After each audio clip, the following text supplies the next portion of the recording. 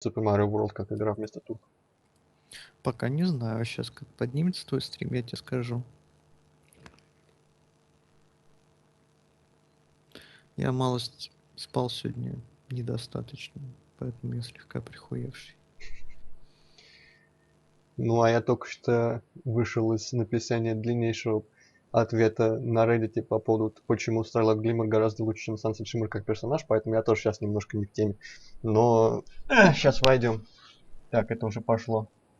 Hey, let's switch to English now. No way. Yeah. You know what we should have? I should have, I mean. I noticed recently when I watch some stream recordings, some people have like intros, which they play when they think the stream is starting, so that they don't have to talk immediately and give some people time to, you know, come in. So maybe I should animate a cool-ass intro or something, I don't know. Now that's actually Half-ass visually annoying. cool-ass intro. Yeah, exactly. By the way, it doesn't say Super Mario World, it just says video games, and that's that. Oh, well, I am going to then just check out for myself if I can get my mouse out from this mess. Come on, please. Yes, I'm gonna put that old picture back for a second and go see. Oh, yeah, Super Mario World. For some reason it didn't actually like autocomplete when I told it to. It was just saying Super Mario World instead of Super Mario World. Right, well, hopefully now maybe it's stuck, so. And by stuck I mean stuck there and not like frozen. Anyway, I guess might as well explain a bit before we head into the game, as people may be coming, I don't know, actually. I haven't admittedly made any announcements because, like, when I said last time on Saturday that I wasn't gonna stream on Sunday, I probably should have made some sort of quick announcement separately, because I said it in a giant stream video that not everyone watches, so I don't know. Still, you were doing Minecraft, right? Last Sunday, and people came? Yep. Yeah, some people came. Okay, so they figured it out, I guess, or maybe they were just all people who were there when I said it. But yeah, I should probably actually, like, you know, say what my next thing is, which I didn't this time. But yeah, Super Mario World hacks. I dabbled briefly in Super Mario World hacking, because always wanted to make platformer levels among other things as well. And Lunar Magic was pretty easy to use. At least if you don't try for anything super advanced, because nowadays, like, there's all sorts of stuff, but even, you know, even inserting music or custom like sprite replacements, a bit too much effort for me, so I stuck to something vanilla-ish with some little changes, as I always do. Well, like pretty much everything, due to my lack of celebrity status, the hacks just kind of got glossed over by the majority of the rest, and I don't personally like. I don't think they deserve a lot of recognition, but it would have been nice. Just for some closure, maybe I'm gonna play them here. Also see how they play, because I don't remember anything about. Well, I mean, I remember stuff, but not the level obstacles and things like that. How I intended to deal with them. And also, it was interesting because especially the second hack gave me some education on, you know, balancing difficulty, because the end of that hack was a bit unfair in every possible way, and I have looked up some people's playthroughs, because some people randomly picked up my hacks to play, but there was not a lot of them, but a couple, like pretty much every single one by the end of the second hack was wow, where's it gonna end, when is it gonna end, this is bullshit. So now I understand slightly better, because my original way to balance it was pretty much just, well, I mean, I can most of the time do this, so I figure other people are probably better than me and they're gonna maybe have a mushroom by this point, so it works. Yeah, not the best approach. But let's just, I guess, jump in, because after all, most of my views are in the recordings, not in the live part. And I'm not gonna wait until there's like 7 people, if 7 people even come, whatever, 3 are fine. Yeah, Super Mario Worldwide is what it was called. Oh shit, I actually had Yoshi coins in the first one, right, I forgot. Basically, I wanted to make something that felt like the original Super Mario World, but had more non-linearity, and you could complete big parts of it in different order. And also, oh shit, I even have save data here. Cool. well, that's going out. And yeah, amusingly enough, even in Super Mario games, I go for the atmosphere, because actually, well, okay. Bowser kidnapped Peach and Yoshi's again, but this time he protected his castle by a spell. A key to it lies in the mysterious tower. I don't remember this, but this is what's gonna make it more fun for me. Shouldn't it be with a spell? Probably, yeah, probably. Well, but yeah, with the simplistic tools that Super Mario World provides in terms of, you know, the backgrounds and background tiles you can use for backgrounds and foregrounds and the palettes, pretty much that's all we got, unless you go in your own custom graphics and such, which I didn't want to do. I still felt like it was enough to get across some, I don't know, some ideas about some places. So like I imagined a more real place and try to represent it in these levels. And well, I mean, how much it succeeded, that's for other people to judge, but it's probably way more atmospheric to me than to anyone else there. And yeah, as I was beginning to say before that introduction, I'm actually like one of the big parts about Mario games for me is stupidly enough the atmosphere, just like in Doom. So yeah, I'm that kind of guy. I should like all the indie walking simulators, but I don't. So I don't know. That's a contradiction. Welcome to a new adventure. Your first step should be finding a way off this island. Then you will get to explore the world. I almost tried to explode the world and probably would have made for a funner hack. Oh well. So the mysterious tower, if I remember right, it requires you to have all 4 or 3 maybe buttons pressed. This probably says if you don't have green, blue and yellow switches pressed, you might as well leave the tower right now. Yep. So you need those 3 to progress through this level. And I guess you press the red one here, which grants you, I think in the very last level, Bowser's Castle, you can... Hello, Sabiente. You need the red blocks there. So yeah, Hermit's Island here, the first world. There's secret exits and I don't remember where they are. So this is going to be fun.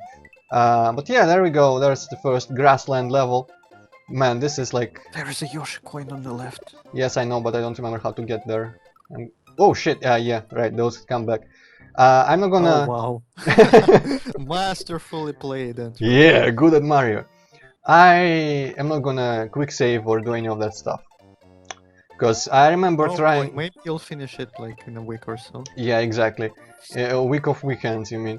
I remember giving trying to give the players a fair chance to get a lot of 1-ups back, and in the second hack there is like a convoluted way to get save points on the map, which like it was like separate levels that you got saves after beating or something of that nature, and like I intended that to be a limited save resource or something. Alright, that's a mushroom, I could probably take it right now. But I think there's, if you manage to get up there, there's a key, and I think you need to bounce on this motherfucker. Let me just see if I can place him facing that way. Apparently I can't even rotate which way he looks when I'm myself. And yeah, to get there, I'm not actually sure how. Maybe you need the... Ah, shika! Yeah, right. I think maybe here is where you need to bounce off the guy. Let me see. Yes, we'll figure it out together. I do not promise. Yes, Sabiente it is. Oh, you can just jump. Okay. I don't promise I'll find all the fucking Goomba. I forget. Yeah, we haven't played Mario World. Probably stop carrying them around all the time. Exactly. And I need a new mushroom now. But yeah, I haven't played Mario World in ages, in many years, so I'm not gonna be very good at least at this. And yeah, I totally need a mushroom to actually get stuff in this level, I guess. Where does this go? Oh, it's the keyhole. Alright, so, ooh, lagging! Hell yeah!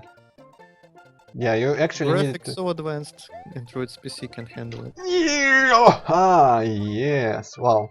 This NES, for some reason, for me, is laggier than it should be. Because I don't remember it being this bad. And in some real games, for example, stuff like Flashback, it lagged way more. Lags, I mean, way more in this NES here than it used to on my console, from what I remember it. You know what? I might... Yes.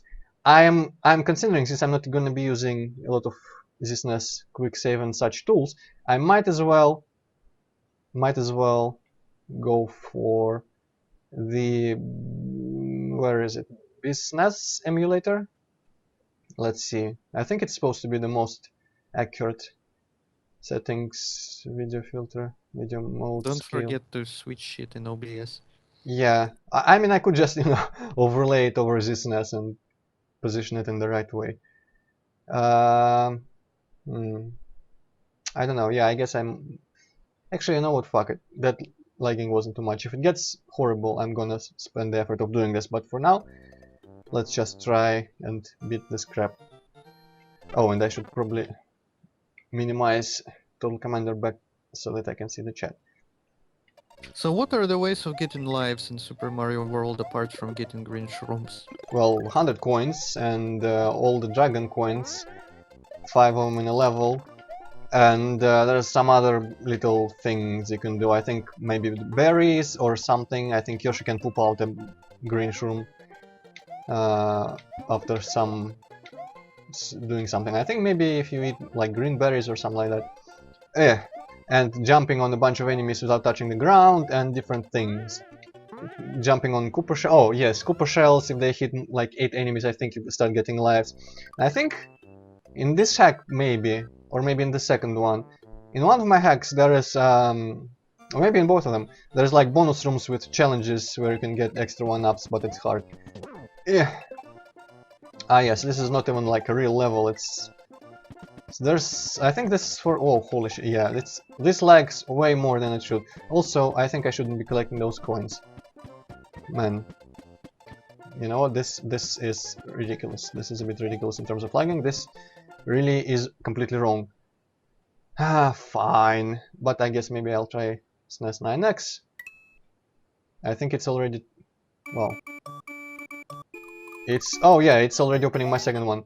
Give me a sec. Display configuration. Why is this also annoying? Untested, untested, everything's untested. Set mode. Quality Yes. content. Yeah, well, I mean, what else would you expect on my channel but quality content? Ah, come on, display configuration. Do me a favor and just work. Test mode. Did it work? Yes, I'm it did gonna work. go grab a sandwich or something. Yeah, go ahead. Set. Come on, yes. Yes. Stretch image, maintain high res. I don't know what. Just SNES 9X just doesn't want to be the right size, I guess. Be SNES then. Give me my mouse back, please. Right, well, I mean, give me a sec, I'm gonna change, whoop, wrong settings.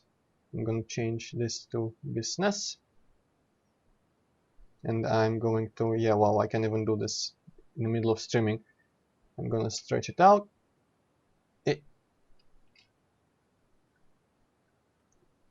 Lower maybe, a little bit. Yeah, well, this is not the most elegant of layouts, but it'll work. Okay, this should work. And yes, I'm just going to keep this NES in the background so I don't have to share screens with Hippocat again for him to see it. And yeah, basically, Mario Worldwide, there we go. Should be maybe running better. Okay, Hippocat, you should still see it on top of this NES, right? I see something, yeah. Okay, so we'll run this, yeah. Hello, welcome everyone to Super Mario Worldwide. Let me start from the very beginning, talking about what this is now. Let's just... You know, it feels like the game is slightly squished vertically. It might be, but I think it's actually the proper thing. Proper correct aspect ratio. Well, yeah, okay, no. How about I put that back and move it where it belongs. Video mode, scale, and anti-sex pal. No, okay, this just fucks everything up if I change it. It does feel like it's squished, doesn't it? Huh. Wait, what? There is a new episode of Steven Universe? Or Who what? cares? I got to check that. I care. Fucking configuration. Give me some more seconds. Advanced. The last oh, one no. I've seen is Onion Gang. You know what? I don't give a shit. Let's run with this. Maybe it's a little bit squished. Yeah, well, I mean, the squares aren't very square. but... Ooh, you know what I can do? I can stretch it out. Can you do it without maintaining the... I don't know. I don't know, can you stretch your windows in OBS without maintaining the correct... I don't believe so. Damn, that's bad. Oh well. Let's see if this lags as much.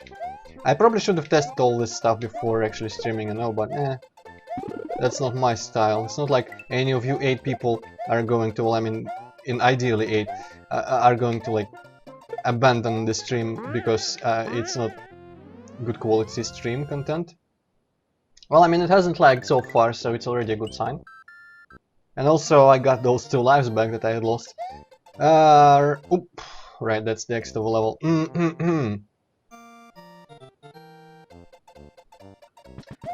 And yeah, it doesn't like here, so see, this nest is actually bad.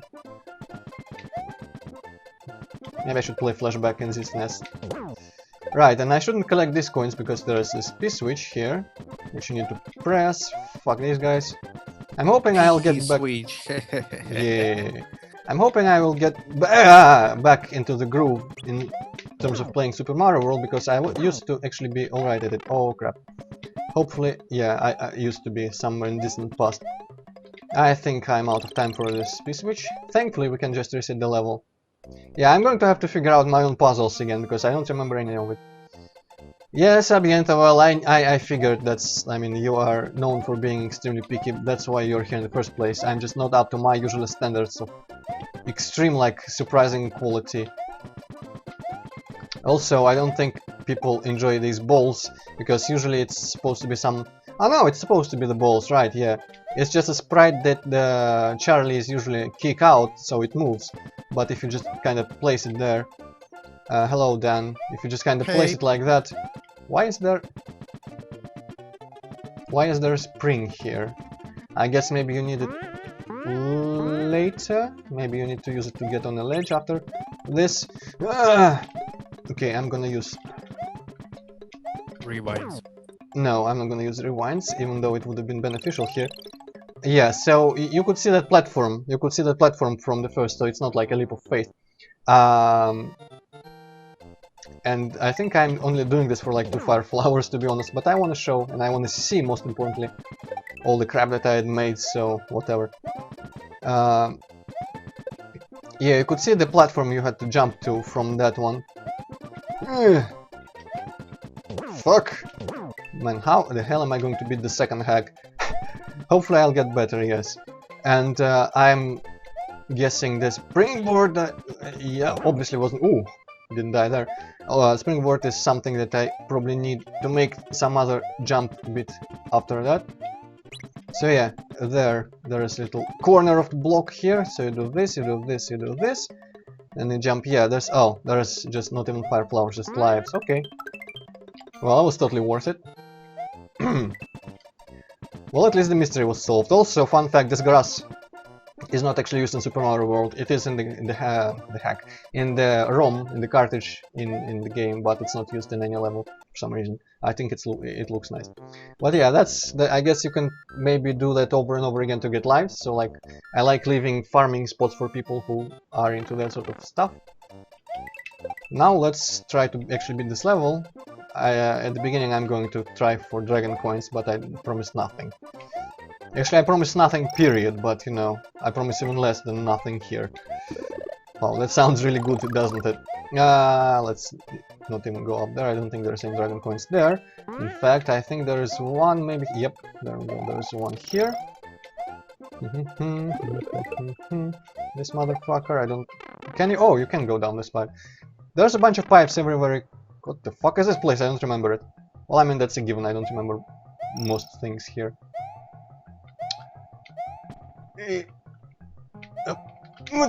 Okay. Actually, I don't think you need to jump across all this, you can probably just swim, though the fishes are making that difficult.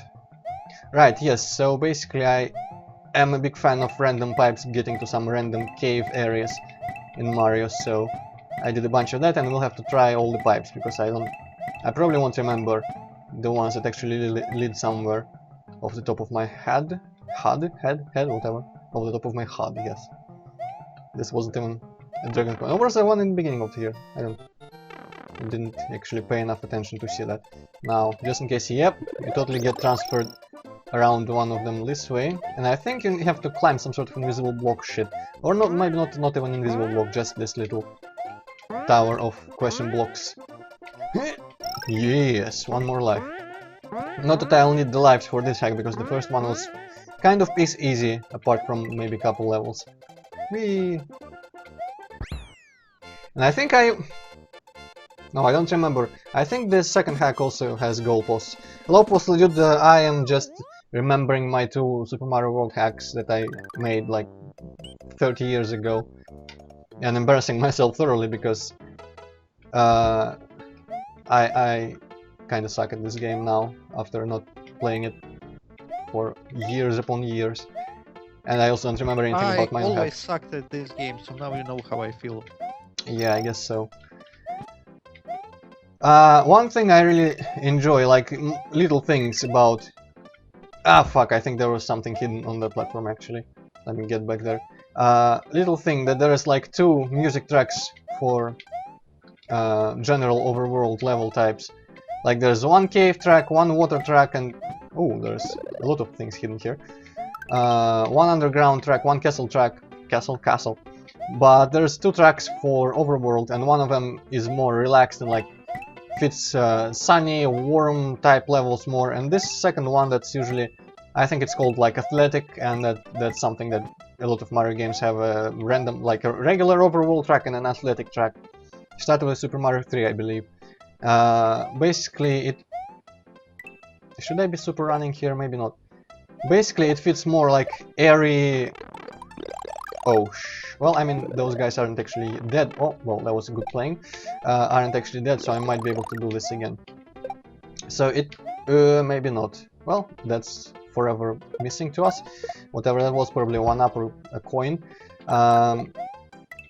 So I like choosing, like, it was just fun choosing which track I want for a level based on if I thought it felt more like comfy, cozy, warm, or slightly, well, great.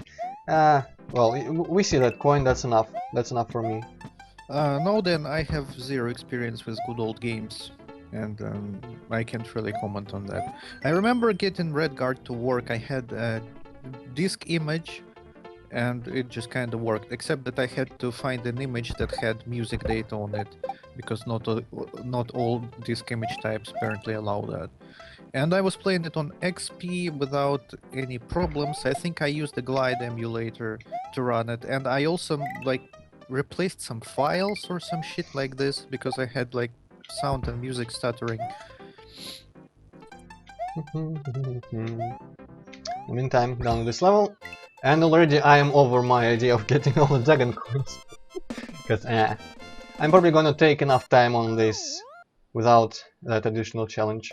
And I think, well, I mean, I didn't put any dragon coins in the second one because I figured it wasn't that interesting. And it gives you one life, so it's not that important. Okay. Well, I mean, I can get this one, obviously. I'm gonna try, but I'm not gonna try too much. And this is, I think, the level from the title screen. And there's some fancy footwork you could do there, I think, like... Oh, yep. See, my intuition still... I guess it's not intuition here, because it's my own stuff, but... I guess maybe I remember more than I thought. Ah, yeah, so if you jump like super running jump, you get that coin, right?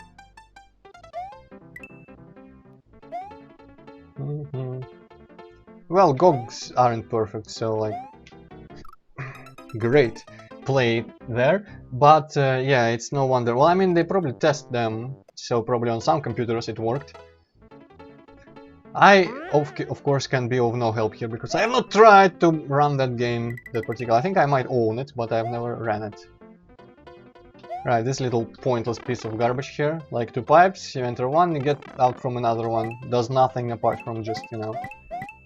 Maybe it resets the block or something, let me see. Memory in Super Mario World can be set differently, yeah, so I guess enables more farming. But like, you can set it to memorize the stuff you changed in a sub-level, like coins picked up and such. blocks opened, but you can also set up to get reset, so I never quite Well, got a then handle you on. can try messing around with those box settings. I mean, just because that's what GOG gives you, that doesn't mean it's like the best settings. Hello, And I boss also strat. don't think they would like sell you the castrated version of the game, so probably there's like a glide version in there somewhere. So you might try running that, I guess. Windows 10, who the hell? Well, I mean, actually, I don't know. Do people willingly use Windows 10? Apparently some do. That's very strange to me. I think like it was the on par with Windows 8 in terms of how bad it was received when it's still being received because of the security concerns, all the stuff where it just kind of takes over your decisions and decides for you, deletes shit and does all sorts of questionable things. Yeah, hello, boss thread. Okay, that wasn't very hard. At work, we kind of switch gradually to Windows 10, but that's obviously, my boss does it obviously because, you know, for compatibility reasons with newer systems, because you kind of got to do it when you develop commercial stuff. I'm gonna I see think if there that are pipe games works. already that don't work on like 8. I think Forza, the new Forza isn't working on like Ah! anything but 10. Okay, so this wasn't actually optional, this was the way forward, but yeah. I guess if you proceeded through there was maybe like a platform there with additional prizes, or maybe just one prize, who knows. Yep. Ah, yes, and you can use the remaining P time to get under that thwomp, so that's one little trick. Now, if only I could hit a block from underneath. A lot of the gameplay in these hacks of mine is kind of centered around very individual, like, little setups and figuring out how to beat them without getting hit, or just having a mushroom and just kind of forcing your way through, kind of like this.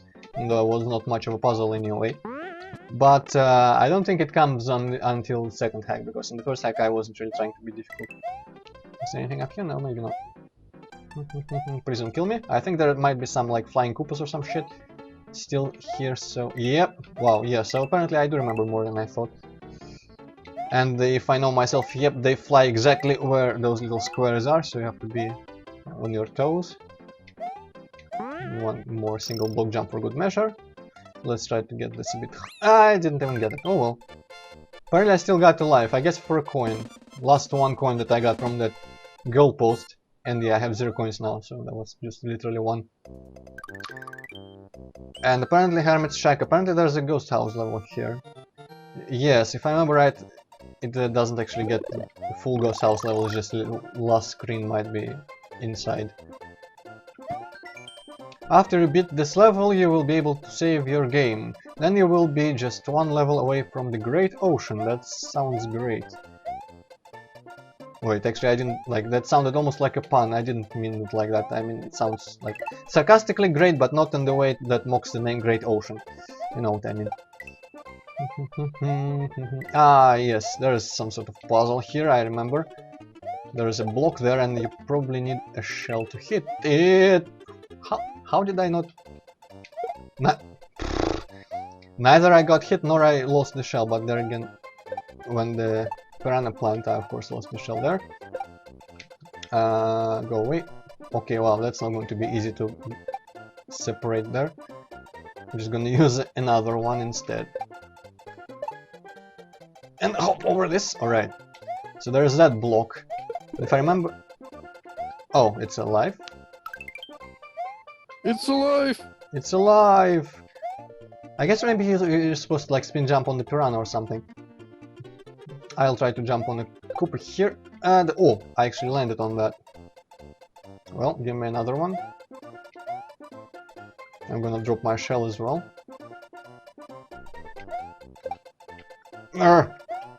Okay, it's timed kind of poorly so that it gets vertical each time Koopa comes close. How about instead I do... That was not nice at all. Okay, just get rid of the shell. You... come back. I'm just waiting till it gets to the point where Antroid will just cry in frustration, like, what kind of idiot made this shit? Oh, wait. If we get to the last world of the second hack, it's going to be that. Oh yay, dragon coin. There is a key somewhere around here. I think... Wow, just did not jump because I mean, despite pressing the jump key. Right, this probably means something, but I don't know. Blah, blah, blah, blah, blah. If I remember correctly, there is a key you can get somehow at the end of this screen, actually, so... And by the screen I mean like this whole part of the level, because it's called a screen if I remember right in Lunar Magic, which is the editor. Well then, you know, early 3D games, they are just a complete total mystery how the fuck they work, how the fuck did they work in the first place when they were just released, and it's really usually a pain in the ass to make them work on modern systems, so it's really not surprising. Yep. Every game is just special and unique in some way. Basically, you either gotta hope for a source port or just hope it works on your particular PC. Though, from what I hear, there's like a lot of those games you can just use some sort of crazy obscure setting in those boxes that makes it playable for a particular game. But I have no experience dealing with that because I don't actually like even trying to get those games to play. Well, Okay, so DOSBox generally is a very good choice for anything that can run in DOS mode. It's just that some games have really poor performance in DOSBox. oh, I think I just fucked up. Let me see. Right, there's a piece which... there? We'll figure it out on our next run. Let's just enter here. And I guess get the proper exit here first. Man, I sure hope I don't struggle too much with my own puzzles here, because... Or that can happen, of course. Sucks that this isn't Mega Man, where you just slide along the side of a spike. Well, I mean, running too fast in DOSBox, there's like the cycles thing you can set to a limited number, and that's not a problem anymore. You just got to figure out the particular number that makes the game run at the correct speed intended for the particular game, usually. You know, Antroid, that's not the case. There was one racing game I recall playing when I was a kid, and I guess it kind of worked like shit on my computer, on my old computer that I had back in the day. But I always wanted to play it like normally because it had a really cool track editor and it just like seemed very interesting. And I found that game and I tried playing it, and you know what kind of problem DOSBox has with it? Like when there is not too much shit on the screen, it runs fine, but when the stuff gets complicated, it starts to lag. And Well, it is impossible to adjust, you know, automatically cycles for that kind of crap. It either runs too fast or like too slow at some cases, so I couldn't really find the appropriate cycle setting. well, I mean, if you set a cycle setting to something, at least you should eliminate the problem of it running too fast when there is not enough on screen, right? I mean, like, it shouldn't Well, yeah. it shouldn't run faster than it can using the cycles. Right, okay, you need to carry a shell through this crap. And I killed that one, I think, or did I kill the turtle within the shell? I might have. And you know, actually, I just realized that it might not be about DOSBox, because some games really freak the fuck out when your like CPU is too fast, and you have to use stuff like CPU killer to, you know, artificially lower your CPU performance. Otherwise, they just don't work right. I think like King of the Road is one of those games, Dreams to Reality. King of the Road being Дальнобойщики 2, in case you didn't know. I sure didn't. Well, all I know about setting up DOSBox is what I've seen in the videos, Ancient DOS games by some guy, because I've been watching those. If you remember, Hippocat, I asked you about some game called like Amulets and Armor, and that guy is where I learned about that game. And his video is like several years old, and I tried to search for that game, and apparently someone made like a source port or something. Basically, there's a dedicated site now that you can visit and download the version that just runs without DOSBox or anything, so that is cool. Yeah, he usually does, like, for a game he goes over, he then does recommended DOSBox settings, and most of the time it just comes down to cycles number, and sometimes some additional like control settings.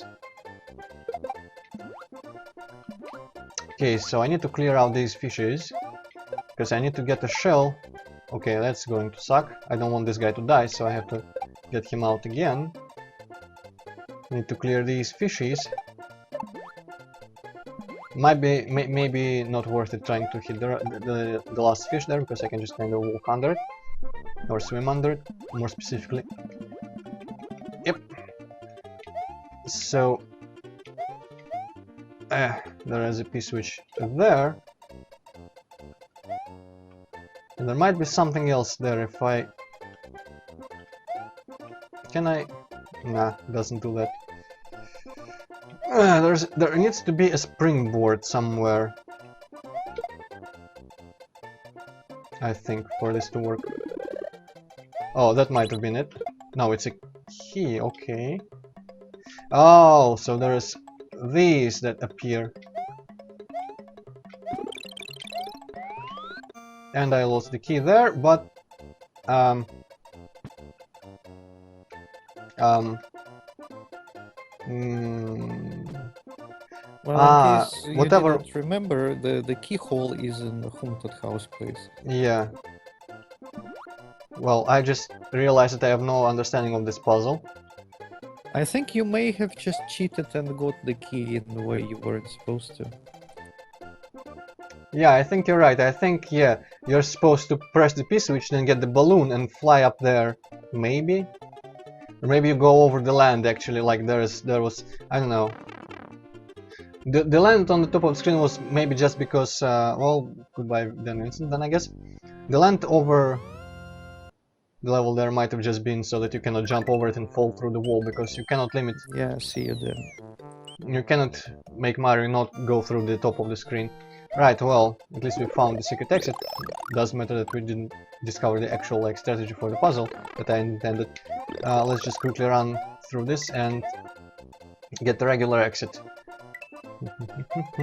I didn't actually pay attention to where the secret exit got us, but if what I read somewhere nearby, probably on the second level, I think. I guess in this hack all the secret levels are just minor little bonus rooms. Yes, hello, it is Seb. Yeah, so I guess all I got was this little bonus room. Let me see what's in here. I think there might be like a couple flowers this time. Or maybe it's lives again. But yeah, according to the message box I had left for myself back in one of the earlier levels, the only stuff you get in secret levels in this hack is little bonus rooms with bonuses in them, so like lives and health pickups. And you know, I wanted to try and introduce an element of strategy, so like you go use those levels when you actually need something, or maybe just an element of, you know, grinding, as I had said. So like if you're patient enough, you might be able to just grind it out. Okay, I think there's a... Fuck off, please. And we can interest you. Ah, there was no flower in there. I thought there would be a flower on one of those blocks, but at least I killed the rip one fish. Now let's see, what do I actually get for beating this crap? You get nothing! You lose! I get a bunch of coins and some sort of volcanic shore. Why is there a volcanic shore? I don't know. Oh, I get a bunch of lives. Holy crap. Cool. Well, that was almost worth it, since I'm not saving. 11 lives, alright. Unfortunately that doesn't get saved when you save, so like... Well, I mean, it doesn't actually matter, because in my case I'm not going to use the saves until I run out of lives. Wow, just a second look into the chat and... Well, not gonna make excuses, even though there are totally legit excuses, still. Right, wasn't there another power-up somewhere around here, maybe in this row of blocks somewhere? I guess not. Ooh, oh well. Okay, I'm gonna use the shell to clear out some of the fishes still.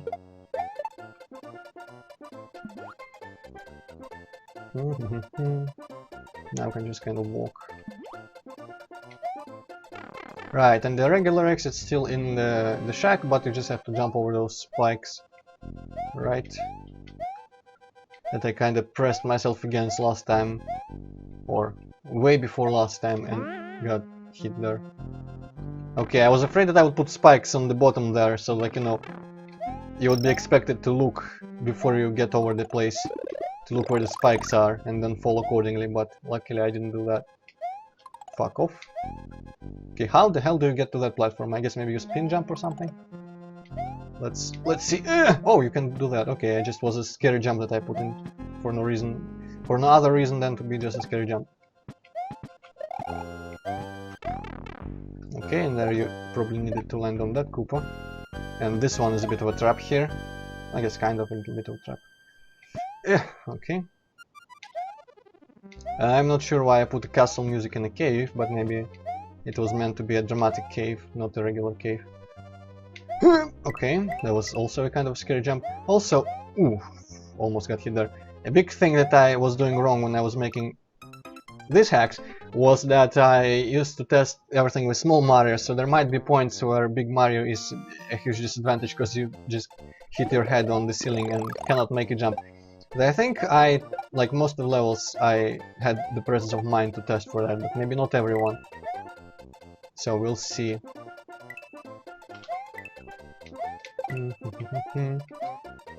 I use common sense, Postal Dude.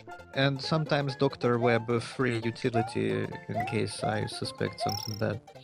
I have an asset, whatever it's called, which is completely pirated, and I constantly need to go to some Facebook group and get new keys and passwords for it because it keeps getting expired. But it works for me. It seems to catch something every once in a while on the web. It seems to... Actually, I don't know, maybe it's just Firefox that does the closing all the like pop-up windows. Basically, I feel invincible. And actually, you know, I don't really care that much. I have a very, very carefree attitude when it comes to security. Possibly it's not a very good thing, but... yeah, like here, I probably will... I might... What's the word? Like, yeah, I don't even remember what the word is in Russian, holy crap. Well, something being big, so... Might be worse here when I'm big. I have no idea what you were just trying to say. There is a word like... I don't even remember it in Russian, holy shit. And, okay, don't jump when I press the jump button. Oh, жалеть. How is it? I should know this. It's very simple. Regrets? Yes. I cannot focus at the same time on Mario and talking. The different parts of my brain cannot be active at the same time, and Mario World obviously uses a different one than remembering foreign languages. But yeah, well, I mean, I didn't die of that, but I might have... I foresaw getting... regretting being big there, because it could have given me problems. Okay, still using the shell. For some reason, I'm extremely unconfident about just jumping on single tile enemies. Man, Antroid, you're just like, what the fuck is wrong with you? You use some of the craziest fucking words like it's no big deal, and then you forget a word like regret. What the fuck is wrong with you? The point is, when I presume you mean when I write, right? Or I use the words, because I don't use them regularly. When I write, my mind is kind of focused on, you know, the English language.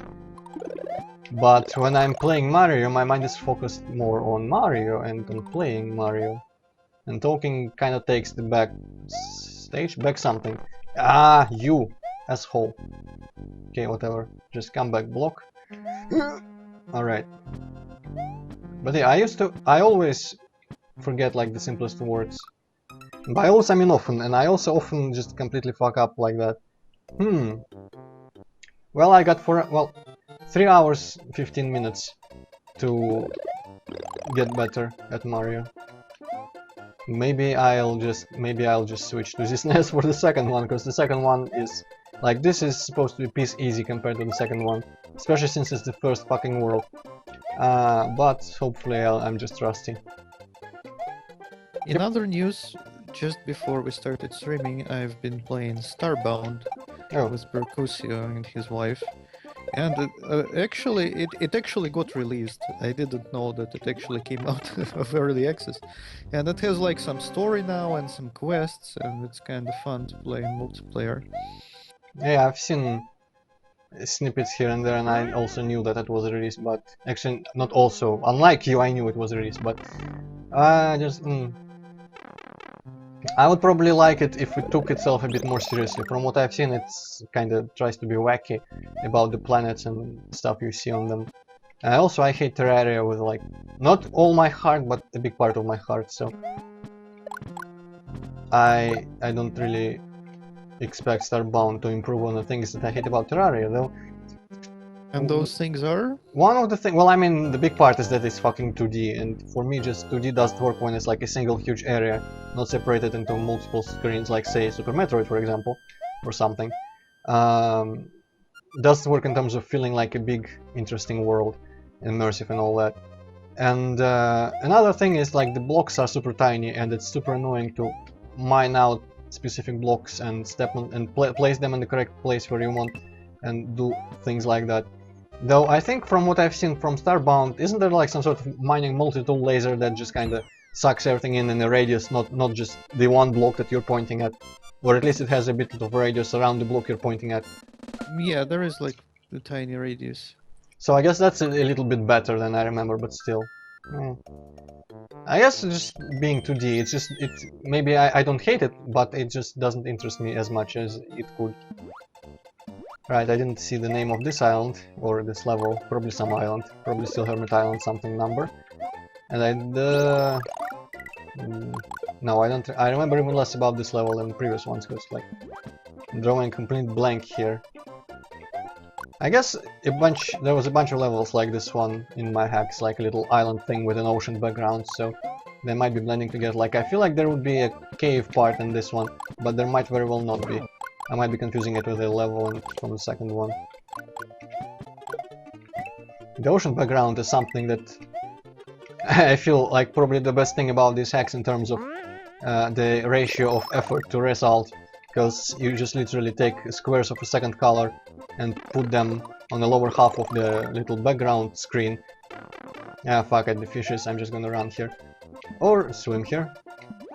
Yeah, that's the reward if you manage to run through this jump and run, but you can just kind of swim and not get those 1-ups. But I got so much use out of the ocean background in both hacks, so it's definitely like the most efficient thing I've done. There are a couple backgrounds in the second one which I'm really proud of, like the crystal cave thing and the one really close to the end with the I tried to depict some trees, like forest, using the vanilla tiles for the background.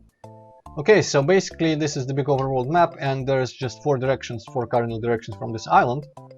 And if I remember right, this is the first one, down is the second one, up is the third one, and east is the last one. But before that, we will need to return to Hermit's Island and get that mysterious tower beat so we can have the red blocks. And this world is just more green grassland. Yeah, I think my favorite worlds in this hack are the last and the second to last, because they are a bit more interesting. But I do enjoy simple grasslands as well. Right, wasn't there some sort of way to maybe get the springboard up there, or that's weird.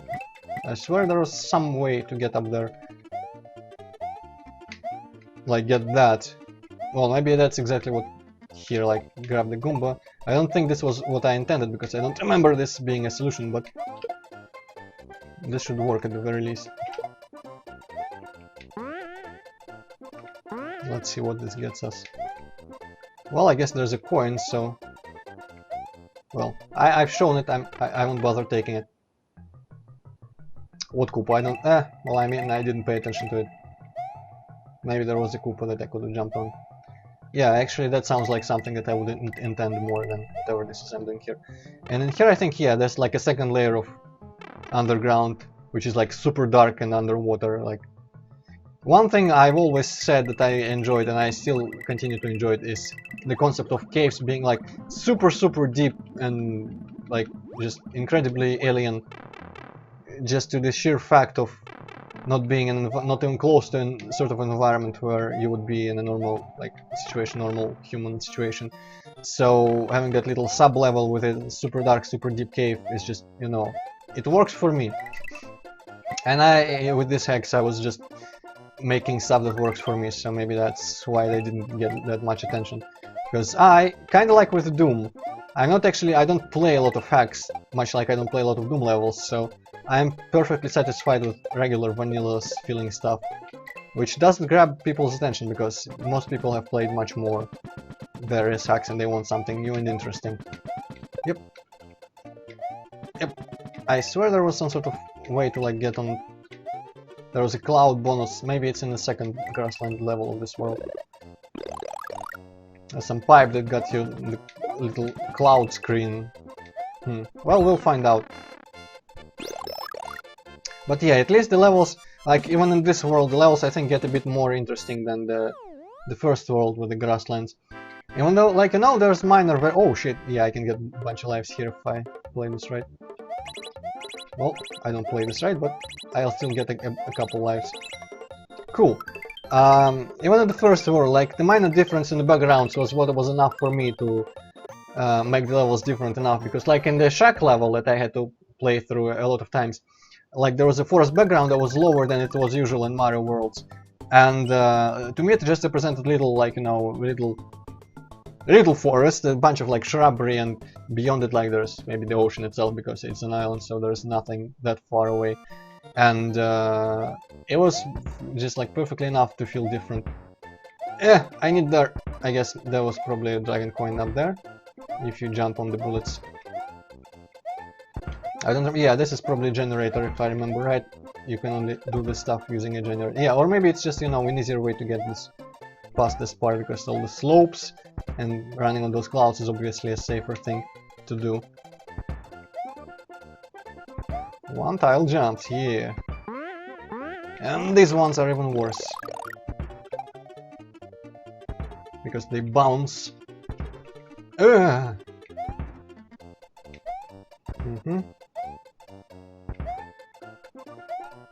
And if I could control the generator for the bullets, I would have made them always shoot where the actual nets are, but that's just a random chance I have to rely on. Ooh, yes. Yes, you cannot jump when you run down a slope like that. That's my bad. That was great. Well, you know, even from watching raocow play Super Mario World hacks, actually I think the first bullet always shoots there. Like, it's not super totally randomized, but most of it is randomized. It's always a thing, or often a thing, with him, that you press the jump and doesn't jump. And I already had that happen to me today, even before that. And I guess it's just there's some circumstances in which it doesn't make Mario jump, but they're not obvious enough. Like there's maybe like a frame or several frames where you cannot jump due to something logical that you cannot really notice in time.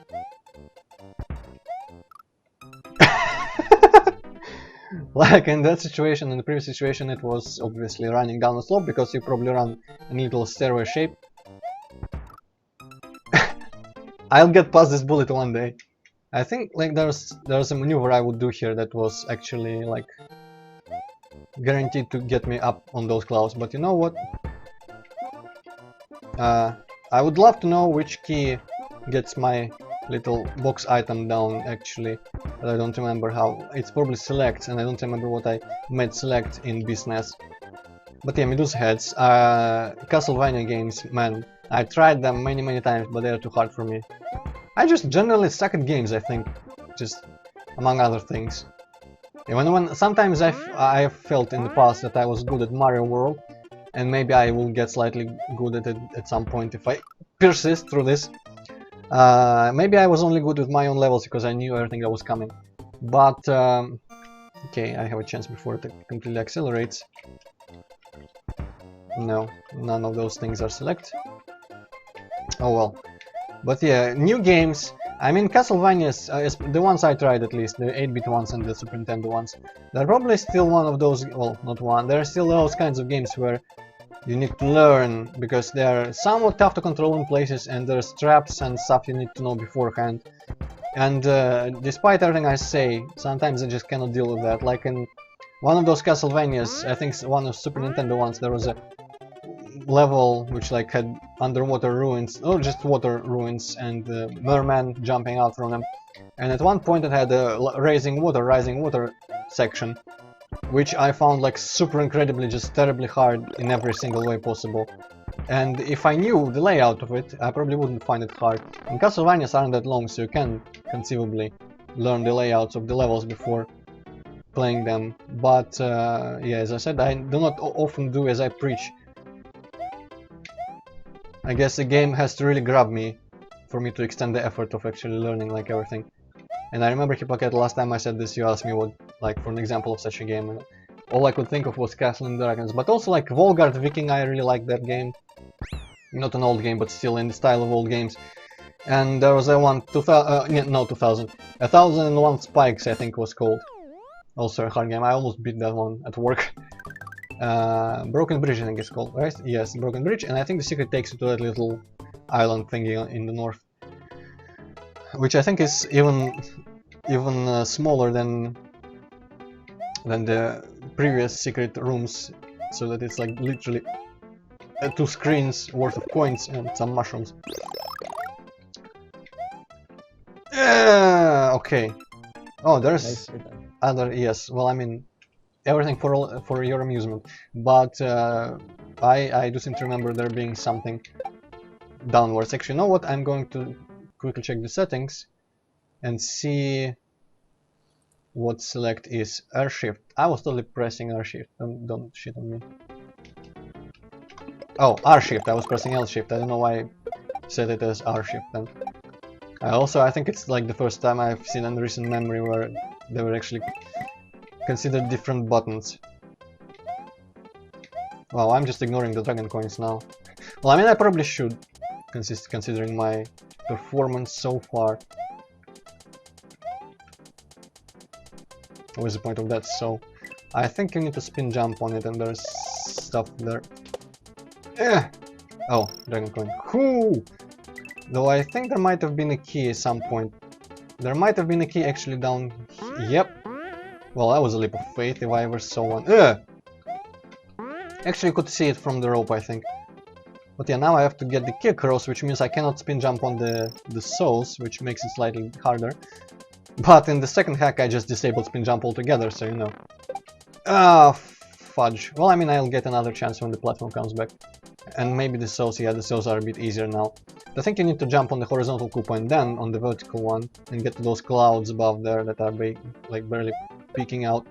Yeah. Yep, there's the keyhole. Yeah. And I can get those 2 shrooms here to help me. One annoying thing is, I guess there's no real escaping it in Mario games, in Mario World, or other hacks, is that when you get the secret exit, you still have to beat a big part of that level again anyways. Unless, like, the only way to do that without having to make players replay parts of levels would be to have just literally a pipe or a door go to a different place in the very beginning of a level, basically meaning that you get a choice between 2 levels when you enter it, which isn't really like that. It seems like it defeats the point of secret exits, because secret exits are supposed to be found and hidden in the levels. But if they're hidden in the middle of a level, that of course always means that you gotta, it's not even backtrack, it's like retrack or something, which I guess I shouldn't be too annoyed about, because I love my backtracking most of the time, but still. Well, I mean, I'm not terrible anymore, I'm passable almost, and that timing is completely off on the Koopas, unless I can do this, which I didn't. Oh well. Also, one thing I just noticed, the sky looks a little bit stormy, like the color is a bit not like super blue, bright blue, and I think that's like a carryover. The Super Mario All-Stars remake of, like remakes of Mario games, of the 8-bit Mario games, they for some reason often had the sky of that color there, which always made them feel like a little bit, not all sunny happy, but a little bit, you know, stormy, overcast, cloudy, and I always like that aspect of them because it's just a little bit less, you know, just typical cartoony, cheery bullshit for an adventure, and it's more fitting. And I guess I always try to replicate a little bit of that. Okay, the same maneuver again, but successful this time. Alright. I doubt that's actually the intended way, but whatever. Man, this bridge is totally broken. Now I remember why I named it that way. Right, beat this. I think there's only 2 levels in this world left. Bam. And I can always go there and get 2 mushrooms again, so that's like secret levels are actually hella useful in this. Green Meadows tree. This might be where that, yeah, it's like all super sunny green and everything. This might be where that little cloud area was actually. Oh no, this is some sort of vertical pipe with water that goes on down below what we can see, but it's like blocked off here, which implies that the place is bigger. Well, I mean, obviously implies that the place is bigger than we get to see, and that's atmospheric. For you future game designers, this is like the first lesson. Always make the world seem bigger than you actually make it. Which, for me, like Skyrim versus Might and Magic 6.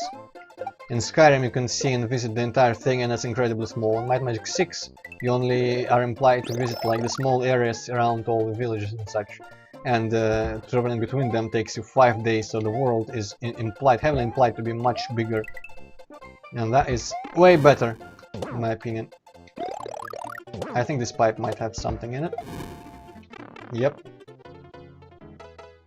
Ah yeah, there's the cloudy thing, and I think when you exit this, the whole point of this part is if you exit, I think you press right, maybe hold right, yeah, and if you hold right and are not big, you land on a cloud and get 1 up. If you're big, obviously your feet are 1 block lower, and you don't get that. That's great. And by great I don't mean actually great, but you know, kind of amusing. I hope I don't fall into a pit. Okay, there's not too many pits in the middle of freaking meadows of all things. A P-switch, why the hell? I think in one of the later levels I just give a player a P-switch for their own, like, whatever I want to use it for. Like, there's a bunch of coins everywhere, and in some places maybe it might be a bit convenient to have blocks there. And I've seen people who try to play that, they were like, what the fuck do you need the P-switch here for? My god, there might be a super obvious secret. But no secrets, just like, you know, if you want a P-switch here, feel free to use it. So that's just my kindness, the quarry. Alright, this is like the super overcast part. And with a cave music to boot. I remember this being not very long, fortunately. Ooh. But probably a bit tricky with a bit of jumping. Like that mole, because it could have just knocked me off the platform. I'm gonna spend time to kill you.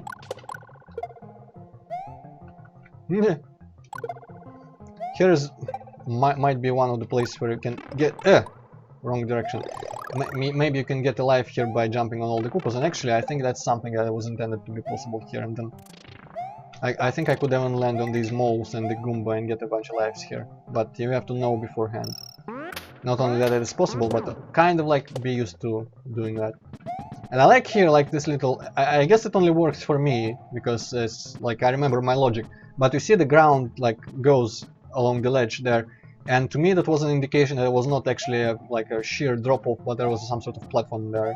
I don't know why. Ooh, I'm not sure why exactly, but that's just my brain automatically assumed that, and I think I made it with the purpose of indicing such an in something such an assumption. Inducing maybe. No, I think I was thinking of the word inducing, but that's not like super proper, but whatever. Alright, this fucker then. Might be better to jump on him like this, and now I just need to get him off this fucking pipe.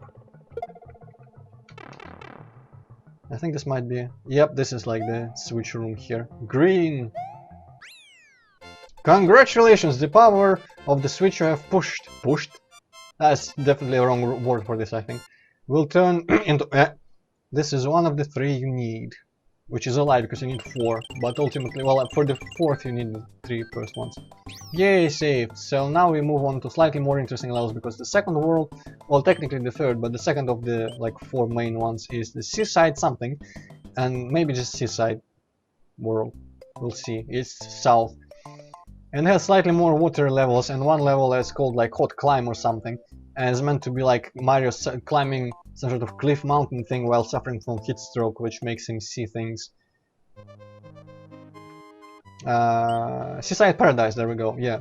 So this is more a bit like beaches and shit like that. Yeah, beaches and shit. Yeah, And just, Mario is all about beaches and shit. yeah, that's exactly what I meant. And just a bit more water here. Generally, slightly more water levels. And I for some reason, in the kinds of environments you make in typical vanilla Mario games, I always think water adds a lot. Somehow, just, you know. I don't know. This just makes me remember that one fishing game that I keep bringing up, Super Black Bass on the SNES. Because, like, you know, just water and this really simplified hill background. And I guess I just was enough of a kid when playing this game back in the day that it just got so ingrained on me as like the super atmospheric game about fishing. And it was pretty simplified in every way. I might actually stream it one day because it's fun. Well, that was an easy level. Actually, Hippocat, we might benefit from figuring out how to do multiplayer over SNES, because I think SNES supports it. And I would love to play some of the SNES games that have multiplayer, like Mickey Mouse Haunted Circus something and Captain Commando, which I recommended to Joe one day, by linking some soundtrack parts, and he's just instantly like, whoa, I need to play this because soundtrack's cool. Yeah, so in here it's just like super watery, but there is definitely that water in the background, and that just makes all the difference. And yeah, in this level, every now and again you can enter this like parallel cave part, which is separated into little areas, and each one of them probably has a dragon coin. It's implied to run there parallel to the overworld part, of course, but you can't actually like traverse it. And there's a lucky two above ground, but those spinies are actually supposed to represent like I don't know if they are called the same, but in Russian they're called like moose fleas or something like that, which Hippocat you might not be familiar with, but on Dacha in a forest you just kind of like walk 5 steps into the woods and you get those things all over you, and you need to like brush them off constantly. They feel like non-dangerous ticks, but they are called like moose fleas. They don't actually like burrow into your skin. No such things. Yeah, they're not common, like, or one just disappeared. They don't. We don't have them here in Moscow, and I don't think, like, if I remember right, you not really want to visit dachas a lot, so that's why I figured you might not know about them. And I think this is actually the wrong place to go. Yeah, this is just for another dragon coin here, so who cares about this? I'm not gonna run out of time here, of course, because I have more than a minute still, and the level was nearly ended. But They are actually called, you know, deer bloodsuckers. in English, No, in Russian. huh? And moose flea is like a, you know, like a common name for it. Oh, well, that's the only one I've ever had them referred to. And they're super annoying, like hella in annoying. English, it is called like deer fly. Well, basically the same thing. And yeah, that was like the spine is falling off from the canopy. Kinda supposed to represent that. And you know, in Super Mario World, there is tile sets and sprite sets, and I think like the sprite set that is associated with the forest levels includes Lakitu and the Spinies in it. So they're kind of like forest enemies in a very like a bit of a stretch, but they are more foresty than anything else. If they were to be associated with a typical, like not typical, like a specific environment, it would be a forest due to how they are allocated in Super Mario World. What is that for? Well, we'll find out. But here it's just a plain old beach, not very like sandy, a little dirty, but you know, not all beaches are sandy. Some beaches are dirty. Oh boy, I remember that one time when I learned when I was a kid that not all beaches are sandy, but some of them have like those like pebbles. And I was so upset by this knowledge. I was like, what the fuck is this rip-off of a beach? This is disgusting. I've actually ever been to the Pebble once in my life, down in Sochi and Adler. I've never been to a proper sandy beach. I mean, some of the shores at the dacha are a bit sandy, but you know, not an actual real beach. And before Hippocat, before we answer that question, I just realized something about this level. I remembered. Some of you might have noticed fishes just kind of in the ground like that, or under in places where they are pointless as enemies, and they just kind of flop on the surface like here. And if I remember, yes, they indicate, like, all the dragon coins in this level are above the screen, and the fishes indicate the exact positions of those coins. Okay, I'm gonna take the key because I don't remember what the P-switch could be for. So yeah, now Hippocat, please answer the question. Well, I only stream when Antroid is not streaming, so next time Antroid is not streaming, I may stream Minecraft or something else, but I just don't plan for things like that. We did actually consider the multiplayer thing, right? So might do that in the future. Like after I stream this and I get through my 2 hacks, and then I get through my SMW levels, which Hippocat apparently wants to see, we might stream some multiplayer games, including CSM3, CSM2, and Minecraft, because we kind of just, I don't know about you, Hippocat, if you're still kind of into it, but it seemed like you got a bit of a renewed interest from Minecraft due to me playing it and mentioning it to you constantly. So like you started, oh shit, well that wasn't supposed to happen, but yeah, basically you get this coin and the banzai build just instantly goes after you. You have to escape through those blocks. But yeah, I think you both have a little bit of a renewed interest in Minecraft, and just not even mods, just vanilla. And I figured it might be interesting to play together on the server with separate roles. Hippocat would be like base building, mining, maybe something, exploring caves or something, and I would do my nomad thing where I just kind of traverse the overworld and search for interesting things straight in the villages, collect like paper, skins, all sorts of shit, and emeralds. I don't actually know if emeralds are super useful in the end game, but still kind of fun. And maybe I'll find some like dungeon type structures. It would be interesting to like do this from my position, to stream that, and meanwhile Hippocat does the boring stuff. I like boring stuff. Yeah, well, I mean, also I do as well, but in Minecraft I'm just too taken with the nomadic lifestyle. Every time I try to explore caves, it usually ends in disaster. I don't like. I'm not super afraid of them as I used to be. I found out with some surprise, but still I kind of suck.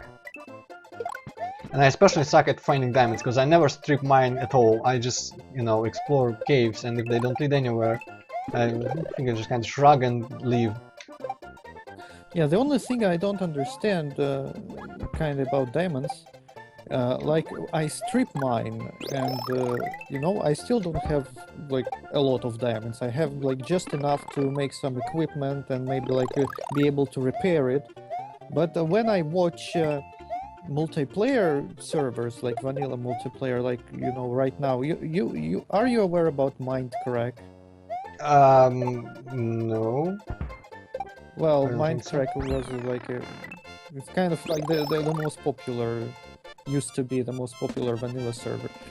Anyway, I was kind of watching that, and you know, people like trade with each other and shit, and they just somehow, all of these people have like completely fucking ridiculous amounts of all things, including diamonds, and I have no fucking clue how they get so much. Maybe they play very like super long time, or maybe there's more stuff in no, that sounds questionable.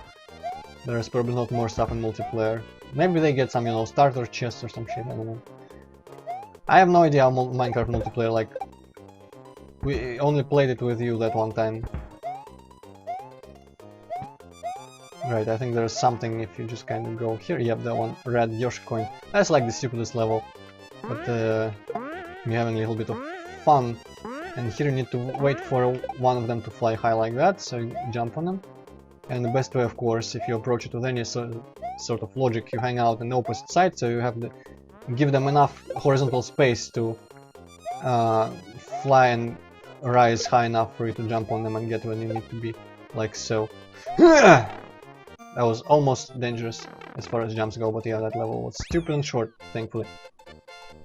More of a little joke than the real level, but at least it's different. And I think the last one is Well, I mean, the next one is the last one. Hill Fort, like a little Heroes 3 called back here. I don't actually remember anything about this level. Ah, I think it's a little like the fourth part is actually not really that significant, and you pretty much go through it and emerge on the other side, and there's maybe some moles there. Yeah, this is a little Hill Fort section. What? That was close. Going to this door, it's completely like flat here, not much. The screen doesn't scroll vertically or anything. Fuck that. Wow. Well, I mean, I pressed the jump button, and there's probably a door just like right off that screen. And you imagine do a little bit like this one, but I guess the difference is the castle is on the right, they're on the left, and there's the exit.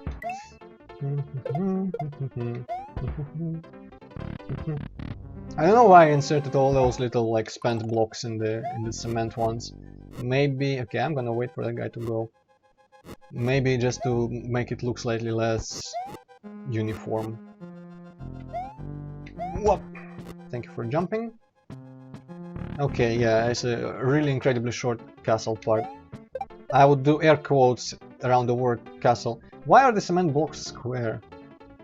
I guess that's a thing, like a little change to graphics that I introduced. Like the corners of them are usually slightly smooth, but I guess in some levels where I knew I would have big structures made of them, I introduced a graphical patch with the filled-in corners. Don't forget that you can start select to exit the level you've already beaten, just in case you want to revisit the Switch levels. Why would you want to revisit the Switch? I guess, I don't know. I know why I thought people would revisit the Switch levels. I guess maybe to get the coins or some shit. I don't think the Switch levels ever have secrets in them. Okay, that was a bit risky. I'm gonna wait for that to fire. Fuck off, Charles. Well, actually, fuck it. Yeah. Ah! If this was Super Mario Bros. 1, this would be much harder. I think World 8 and Super Mario Bros. 1 has arrangements like that, like instead of the usual staircase, one of the later levels has a bunch of cannons, and it's difficult because Mario 1 controls a bit like a fridge. Well, this world went much better. I guess I am getting slightly better as I remember my so-called skills in this. And now to my one of the two actually like oh, you know what, we never went to that one secret place. I just saw it. We found the secret level here, but we never went there. Or no, did we find the secret? Might never found. You see that little dock thing with the ghost? I might never found that. Yeah, I maybe never actually found the secret level here. Okay, the secret level, the secret exit is not inside that Koopa. Good to know. I had to make sure. Eliminated the possibilities. Yeah, I need to fall in all the pits and jump into all the enemies, because, you know, totally possible to hide it inside an enemy. Oh, I think, yeah, yep, oh, that was a maneuver that I didn't understand, but somehow I now have the key in my hands instead of the shell. So these two node blocks, I thought something was fishy about them when I played the level first time, but the first one has... Fishy. Yeah, exactly, that's totally like super like humor. Okay, this guy only throws two, so that's nice, and you can get here. So one of them has a key above it, and the second one has a keyhole above it. Which kind of glitches out because you're not supposed to enter a keyhole outside of the screen, but no. Seaside Secret 1. This is a little haunted dock, I think. There might be a moon at the end of it.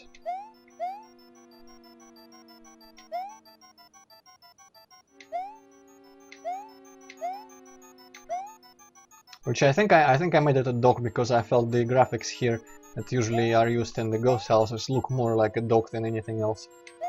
That was a stupid jump. This fucking Eerie could have killed me easily. Yeah, and crates, you know what? Both of those little platforms with the, you know, the logs, whatever they're called, and the crates, which are meant to be ghost house graphics, both of them suit a dock more than a ghost house, now that I think about it. Stilts, I think this... Stilt Village was the name of those levels in... Duncan, well, I mean, if you go through the door, there's probably coins in the moon. Let's forget about this. Yeah, also, when you go through the door, I think, like, the sky is all bright and shiny, and there's no more ghosts, and, like... What's the message in Castlevania 2 when the night ends? Basically, that's what happens. So like Something like the light of the morning vanquished like the dark beings yeah, or something like that. something like that. Yes, I remember the what a terrible night I have a curse, but I don't remember the other one. And that's basically what happens. You just like enter the day and continue on this next dock piece, and there's coins and maybe a moon. But yeah, Mount Clef, I think it's supposed to be a mix of like cliff and some word that's like cleft, like maybe a musical thing. Isn't there a musical term that's like cleft or something? I have no idea. Mount Clef, but it's not a clever name or anything. But it sounds pretty arbitrary. So I had some sort of reasoning behind it, but I don't remember. And I for some reason I even like it so much that the name returns in the second hack, where it's a Clef Isle, I think. And this little like level here is supposed to be like prehistoric feeling, so dinosaurs and little stone houses, basically Flintstones. And of course they use metal pipes for, you know, chimneys. Isn't that how it was in the prehistoric times? I don't think they had metal chimneys. I don't know. Oh come on, they had like cars. I'm not a historian. The cars weren't metal though. They were just like sticks and leather, I think. I haven't actually ever watched an episode of Flintstones. I only played that one game that I let's played. I always fucking hated Flintstones and Jetsons. I always fucking hated those cartoons because they are just so American, you know, and just I couldn't like relate to anything in there. I don't know. I haven't seen enough. I mean, I haven't seen any of either, so I can't really. You know, it's like a fucking sitcom for kids about like a classic like traditional American like dream family kind of crap. At least that's how I always felt about it when I got older, and that was just always boring true. for me as a kid. I think I thought I would like Flintstones because I liked the game and I pretty much liked everything as a kid, so I thought Flintstones was cool as well, but I never actually watched the second of it. So I wouldn't know. Right, was it red? I don't know.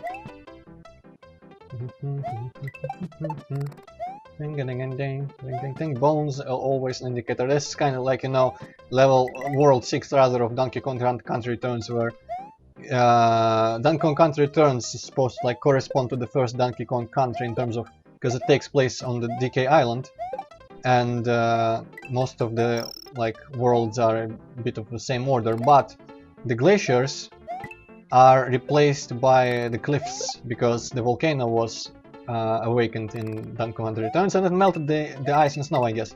So like the snow world from Donkey Kong Country 1 is replaced by cliff world, and I really love the cliff world of Donkey Kong Country Returns because it's so like exposed dinosaur fossils and shit like that, and lakes of tar and oil and whatnot. Okay, who pulled these fucking chompers there? All right. So it was a very interesting world, and it's like a big gimmick of it. Well, actually, maybe not that big of a gimmick, but everything about it was crumbling. So like it was one of the first worlds to have everything like majorly just kind of falling apart as you progress through it. At least, I think at least one of the later levels of that world was like that. So I really like that little idea, and I think I made this before before the Country Returns was like even remotely announced, let alone out. But this might be inspired by the same idea in general, like, you know, floating in the noosphere, among other ideas. I just have to remember where I landed on those chompers last time. Guess I've learned my lesson, I won't go up. Yeah, there they are. That was a bit bullshit, but oh well.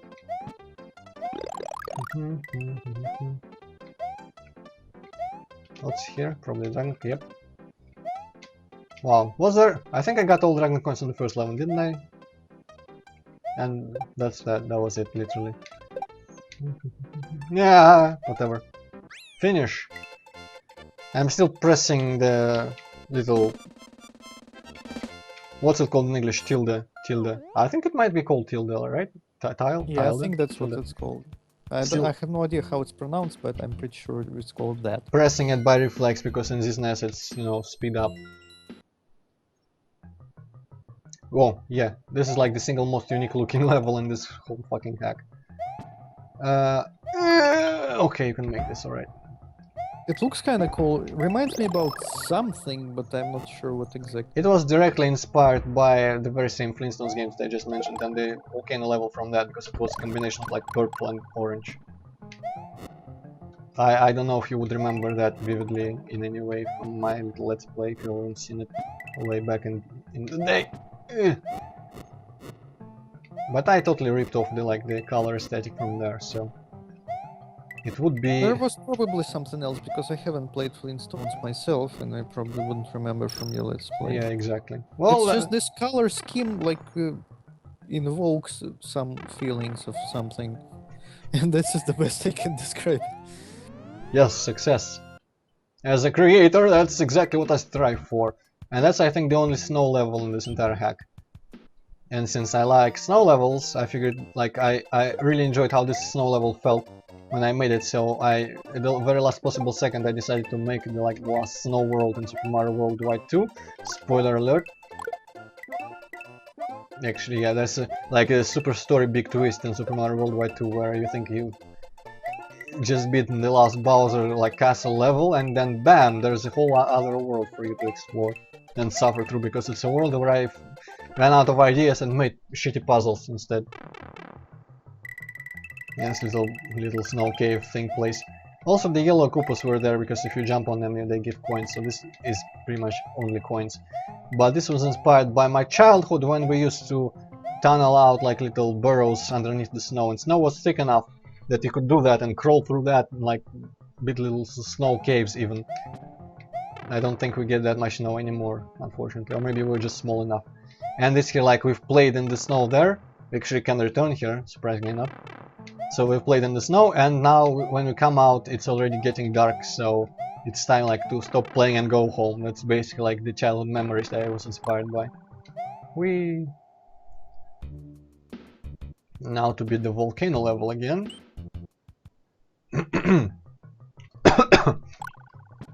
We went left when we emerged last time. This, of course, you just go right, and there's the exit of the level there.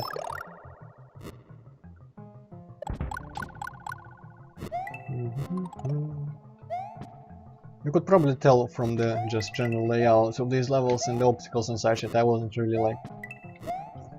I still am not, but I've had a little bit more experience in Super Mario World mapping, to use an old deprecated terminology, when I made the second one, because this one has a lot of, you know, like one tile jumps, two tile jumps, and just, you know, just kind of jump, make a whole bunch of similar jumps above lava or pits or something.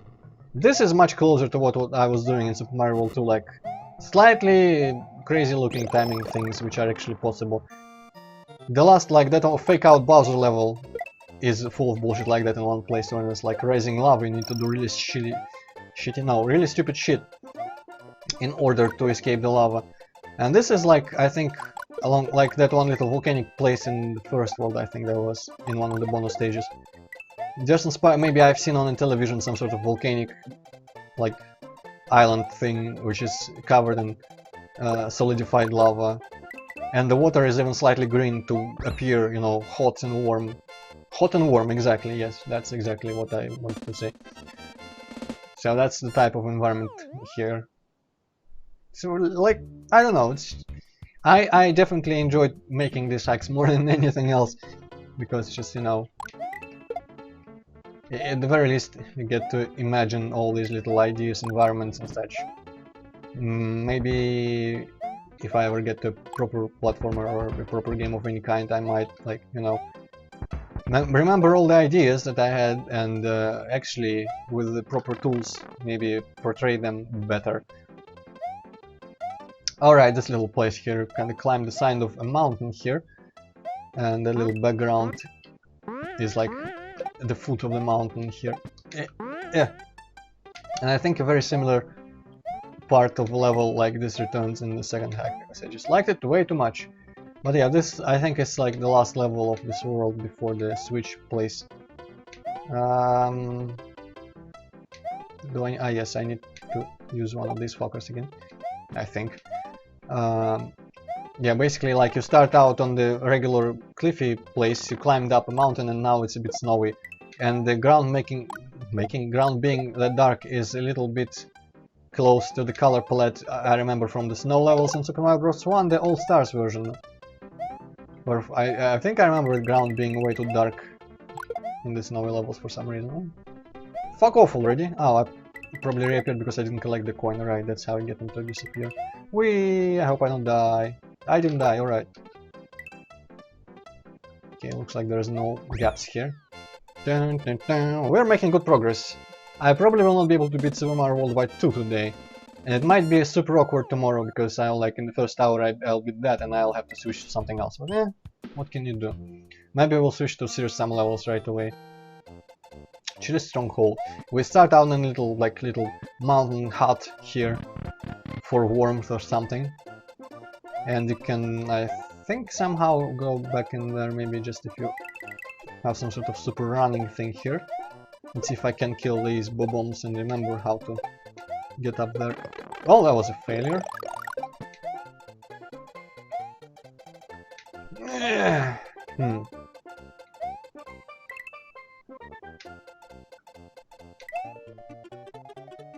Yeah, there we go. I could probably move this. Yep. Okay, so you go through here.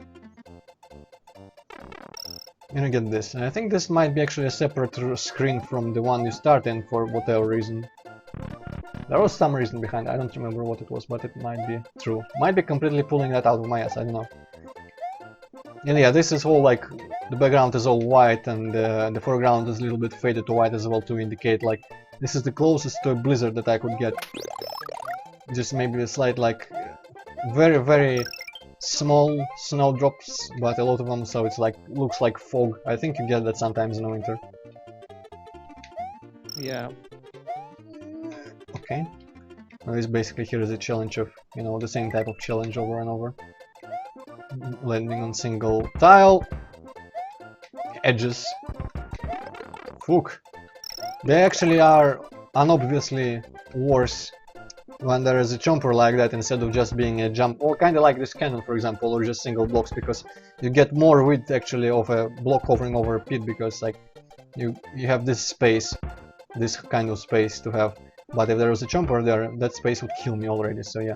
And there's the Chili Fort or whatever it was called. Chili Stronghold maybe. This is a Magic Koopa's domain, and so I had some custom graphics here instead of Pokies. There's some sort of snowman bullshit. And I guess he just kinda experimented with magic and made stupid shit everywhere, like these flying fishies. And I think there was something else really stupid. That is for idiots. Like, I thought it would be obvious, but no one got it, so I put the word hint literally on that thing above. It's supposed to indicate that there is the platform that corresponds to it down there. I guess it's not actually that obvious at all. I don't know, I would consider it for idiots. And yeah, there's that bone thing. And just straight up, like, you know, the PlayStation button magic floating in the air. Can you jump on these? I think they're the same type, yeah, the same thing as the footballs back in the first bonus level. Right, and I think here you need to, yeah, you need to make a running jump. That bone is going to be in the way. Oh shit! This mushroom, I have no idea why it pops up this only sometimes. I don't know how it works, it's a different entity type. And of course, like, just one block jumps. The most difficult. At least I didn't make enough. To my credit, at least this place doesn't have ice physics. That would be even more annoying, I would think. Speaking of ice physics, the best I think... Oh, fuck off. No, I'm dead. The most hilarious thing... Hippaka, do you remember the Super Mario World Bowser fight? Like the black screen tower under you and him in the clown car and all that? I kinda remember it, though I gotta say I remember more from the I Wanna Be the Guy. But yeah, I've seen, I think, in one of Raukal's videos, some hack had a very amusing variation on that fight, and it's like a super 3-hour long level, and in that fight it was like underwater. I think the whole room was flooded, and the best part was that the sides, I don't know why I tried to segue from ice physics to that, but you know, the sides of the screen, like you can have a property at a screen in this game, whereas if you touch the sides you exit the level. And that underwater Bowser fight, it was the sides of the screen would take you out of the level, which is pretty much just exact same thing as dying, but doesn't take a life from you. And it was very amusing because, like, after a 3-hour long super tedious level, you swim there and you cannot really help because your maneuverability is shit when you swim. Why is it blocked there? Is there something above it? And basically you bump into the side of that car and you get just launched to the side of the screen, and basically you have to play the level over again. And Rauka's reaction. The Yeah, that's equals thing. Kaiser, I wanna be the guy thing, level thing there. And Rauka's reaction when that happened to him was priceless, if I remember right. What the? You Oh, do realize that you're setting yourself up for like searching for that video and showing it to me. no, I'm not gonna do that. Fuck that. That's. I might have it in my like. What they're called? Blah, blah, blah, blah, like. Favorites? No, not it was so old. It was like some video site that I don't even know what it was. Like some sort of archive, IV thing that you could upload your videos to, something really crazy. Like I don't remember what it was. Like some sort of before YouTube thing. And it's in one of my, you know, the Kamek, thank you. In the tabs, like back in the day, I used to. Well, I don't. People probably still use that functionality in browsers, but you know, like where you add a page, or maybe that's what you meant by favorites. You know, like in the browser we have like the tabs thing, the save tabs, and whatever it's called, zakladki or something. And that's basically like, well, I guess it is kind of like favorite internet page where you can go afterwards. It has a name, but I have not used that for a while. Pretty sure zakladki are just bookmarks. Yeah, maybe bookmarks actually. Indeed, that's a direct translation as well. So yeah, I haven't used that functionality of bookmarks in a while. I just, now that Firefox actually doesn't load all the tabs immediately, I keep like 79 tabs, and so everything I would have bookmarked before, I just kind of keep open anyway. And sometimes maybe remember to go back to it. But yeah, I might have it in my bookmarks from way back in the day, but I sincerely doubt it's still up. And if it's not, I have absolutely no clue what the hack name was or anything, so I would not be able to find it, I think. Otherwise, if it's like rehosted everywhere, it might have been rehosted, like... Yeah! But I don't know. Also, that cannon setup at the beginning is evil! As this is this place. Yeah, this is a bit evil of me. Well, I mean, even the first hack has difficult parts. I'm gonna beat this level one day. The one tile jump section is the last part. Wow, I'm giving up right now. Or No. you can just run into a bobo. I could. I hope I don't run out of lives here. This is the thing, like in the second hack, I think I tried to add this element where if you encountered the level that was kicking your ass and you knew that the last save was really far away. Wow, that's a bit bullshit. You had levels, simple levels that you could unlock, like secret simple levels, which had saves after them, so you could beat one of them and save in the middle of a world where you otherwise would not have a save. Why couldn't that do that? Okay, I was sure I would pass under that thing. If I remember correctly, you need to maybe land on the edge of that cliff and immediately duck. If you're big, of course. If you're small, that's no use. It's no use, but yeah. The part where I kept dying with Kamek is the last part of the level, and the pipe above it is that leads to the switch room, so... We are 1 foot in the Dark Land, or whatever the last land is called. The last land? The last world. Of course, there's the... I could do that. There's the Mysterious Tower still, but that's not like a challenge type level, I think. At least it's not full length. I'm pretty sure. Okay, yeah, I actually need to remember to do things I say I need to do. Maybe I could go for that coin each time and get the cannons on the screen ahead of time. I'm gonna be AFK for a little while. Alright. I would also be AFK if I was you at this point. Nah. I'm considering maybe stopping the stream when I beat this hack and leaving the second hack for tomorrow, but I might not have enough time in 4 hours to beat the second hack, so I better start it today. If I can get to it, of course, if I can get through this fucking level. Which I should be able, I don't know what's tripping me up so much. Maybe I'm just too entranced by the beautiful snowy environment.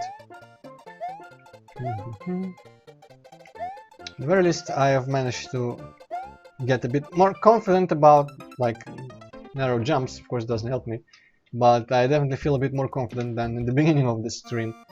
But I'm starting to be worried for my life count. Of course, what I could always do is go revisit one of the bonus levels and get maybe a bunch of mushrooms and life or something. So that's always an option. When I die here, if I die this time, I'm going to go to Green Meadows and the Green Meadows secret, and I'm going to get a bunch of coins and 2 mushrooms. Yeah, I might have to do that. Yeah, okay, so if I remember right, yeah, there we go. Go down there. And that's an easier way to beat that place. Okay, here we go. The actual Chile stronghold again. This pointless block, which I still don't know why it's there. There should be a reason behind it, but it does seem like there is. I better not get tripped by that little spike that comes out of the floor here. Where was it? Was it the next platform? Might have been the next platform. Man, that hint thing is just like upsetting. Yeah, there the thing is. Now we'll jump across the magic. There's another mushroom in here, might help me against Kamek. I know I call him Kamek because in this game it's just a generic Magikoopa. But in my head it's all Kamek. Because it's like it's level dedicated to him a little bit, so it's supposed to be... Oh, I could do this, of course. Sabiente, we are in the last level of the 3rd world, and I'm going to the bonus level of like the green grass meadows place to get myself some mushrooms and such, because I keep dying in stupid ways. And I need to not really grind, but you know, get some stuff. But yeah, it's, I guess we beat nearly 2 worlds while you were out. Out? I guess out works. Yeah, I'm gonna go to that little bonus island and maybe there's a bunch of coins there. I could maybe visit several times and get a life. Then again, don't really need to do that until I'm super desperate for lives, right?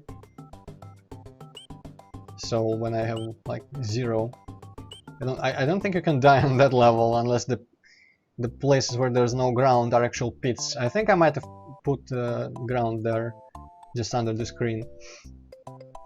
But yeah, I'm gonna go back. I don't know if I should go back there after every death, to be honest, because it would get tedious. But we'll see how it works. Why is everything a cat? These are just, there's several cat smileys, like in the emoticons, or whatever you want to call them. There is a bunch of different cat emoticons. Oh, man, there should be a functionality to disable them, because... I mean, no, I would want to deprive you, Hippocat, of your traditional first smiley, but still, you know... Why fucking cats? Cats are overrated.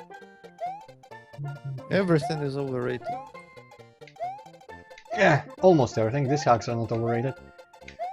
Yeah, this time forget to not jump into a fucking thing.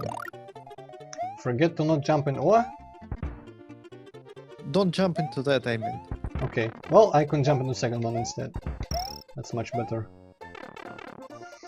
Okay, and I, like... That was... I should not have survived that.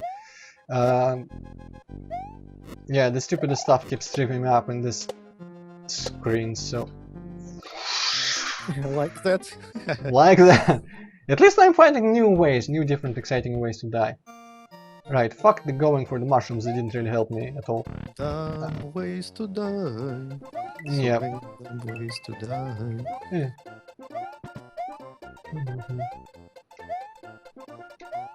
Yeah, there's this mushroom, which should be enough if I don't completely fuck up on the cannons again.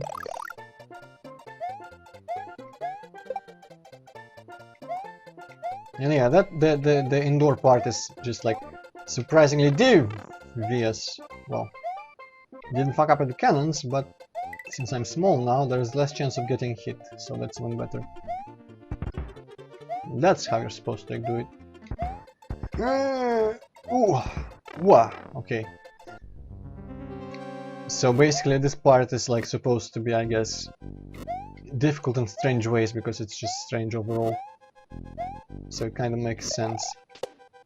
Spinning on top of these fishes is like a challenge you don't expect. But they move a little bit, so it's actually... Well, I mean, it is a challenge you don't expect. Basically, exactly what I just said. And that fucking thing that, oh, fortunately didn't hit me this time at least. The PlayStation magic, now get rid of these heads. Hopefully don't get hit in the meantime. Get the second mushroom here. Somewhere, I guess you maybe need to like super run by it for it to appear. Bone, go away.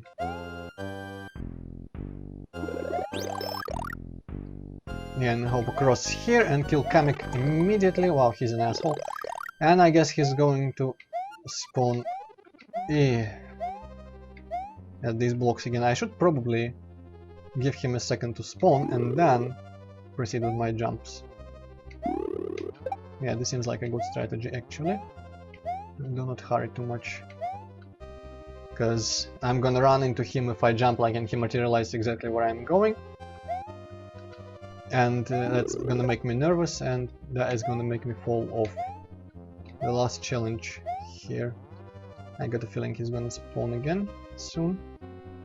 Come on, Kamek. Well, that loses my mushroom, but...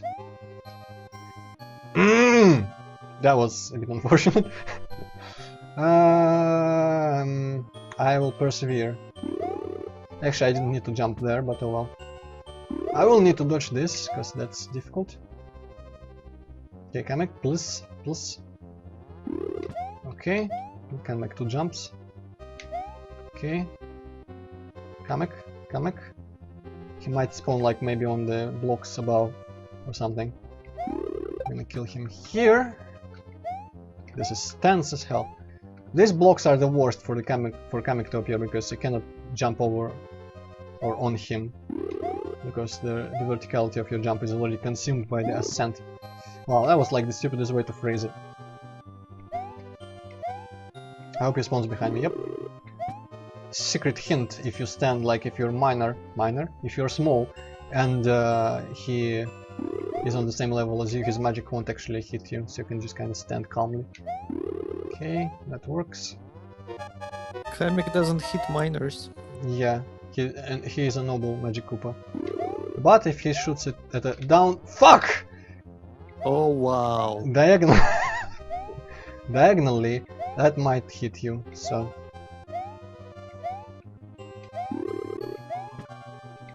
Yeah, now I'm in a bit of a panic mode, but...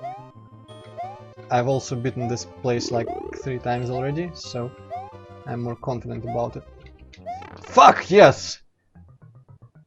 Now climb this bullshit in 50 seconds. Yeah!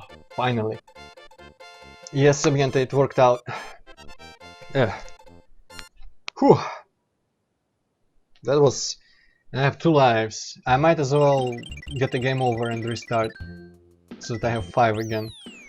But I'm not sure the next Dark Clan levels are actually difficult, so we'll see.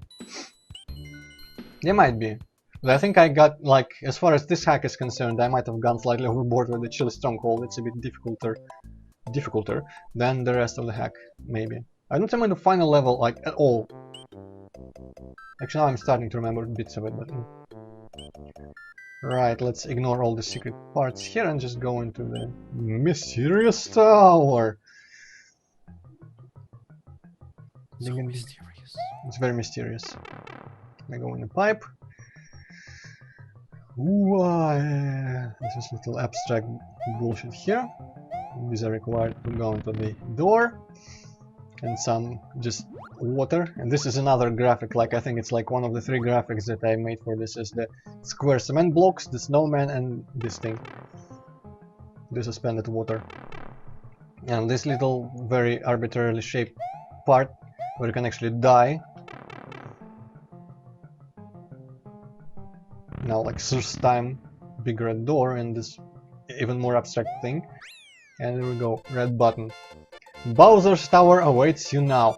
I don't remember if the level, like Bowser's Tower is the last level obviously of the last world, but I think I might have done that so like the second to last level, the one right before the Bowser's Tower, that might also have a save point, so if you beat that world before you get the red thingamajig, you still get to keep your progress, which is like uncharacteristically kind of me with these hacks at the very least. So yeah, at least we got a save there, so our progress is secure. Now let's go to my second. Well, I think I like this world more than the Mount Clef actually.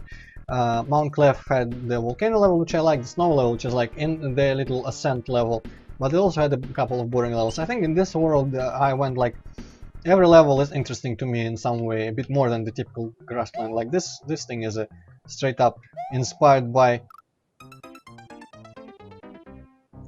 Froggy's Castle in Yoshi's Island. There we go, little swamp place. Yeah. You need the red switch press to be able to beat Dark Tower, but you can save your game right before it after beating level 55. Yeah, there we go, that's exactly what I was mentioning before. Right, I don't remember if there is a secret to this part. Maybe just Do you start the game over again after beating the Dark Tower? That's supposed to be some sort of reference there, Hypocat. That's a Stephen King joke. Oh, okay, no you don't. But I know the Dark Tower is like a series of by him or something. But yeah, the part about starting the game over is lost on me because I don't know anything about that series. Okay, go let fire extinguishes itself. Whee. well, if anyone is planning to read the Dark Tower, I suggest you like mute the sound for a minute, because I'm just gonna spoil the ending for you. And basically in the end, the main character, after going through all kinds of shit throughout the books, just all kinds of crap happened to him, had a lot of to endure, and basically he just has to start over again, his whole journey from like the very beginning. That's a great ending. But was it all a dream? That's the important issue. Fuck. I think you need to actually jump twice. I'm dead. Got above, like, through the canopy of the swamp, and there's these huge mushrooms growing out of it. So that's like the second part of that level. Shit. Yeah, positive, you got it. Continue. Now we have 5 lives. Exactly what I wanted to get the game over before making any progress. Bowser's Tower looks like a... yeah, you mean, Sabiento, you mean the one that is in the Dark Land, right? Because his castle looked obviously different in proper Super Mario World, but yeah, that tower, I think I just used one of the parts of his Super Mario World castle, yeah, and I just repeated it over and over to make a huge tower, which it looks like it has like some super disco party throughout. Turns out there's a party Koopa Palace upstairs, or whatever the phrase was. That the alliteration. It's just that like Bowser throws completely awesome parties in his castle, and Peach just wants to go to the party, and Mario is never invited because he just ruins everything. Well, Mario has his own parties. It's like what, like 10 of them by now in Advance and DS or something. So I guess Bowser just is jealous and throws his own, but doesn't invite Mario out of spite and pettiness, because Bowser is just like that. Okay, the swamp fire. Actually, you know what? The fires make a lot of sense, because I think like swamp gases, don't they ignite easily or something like that? And maybe... well, what you're saying makes some kind of sense, but I'm not sure about it. And I guess there's also the will-o-wisp thingamajig, which also kind of can be associated with the fire in a sense, because it's a ball of light. So I guess that's maybe why I felt the fire enemy was appropriate for a swamp level. Also because it's part of the sprite set, as I had said. With Lucky 2, it's a forest type of enemy, so it just gets used in the same levels as Lucky 2. You cannot mix and match all types of enemies in Super Mario World, you have to adhere to the rules. because you can only load so many sprites in memory at the same time. And I'm assuming you can just hack your own sheets in... Where the fuck do you jump from here? Your own sheets, sprite sheets, like in custom levels, but by default you have to select from a couple of presets which just have specific enemies, the way they distributed them back in the original game. It's like you cannot have a bunch of forest enemies in a castle if you want to also have dry bones and thwomps, but you also cannot have ghosts in castles because they are ghost house set. Right, what the fuck is this level? Darkland 2. It looks underwater, but I don't remember an underwater level. Might be one of the less distinguishable levels. What the heck? That was brilliant, utterly brilliant.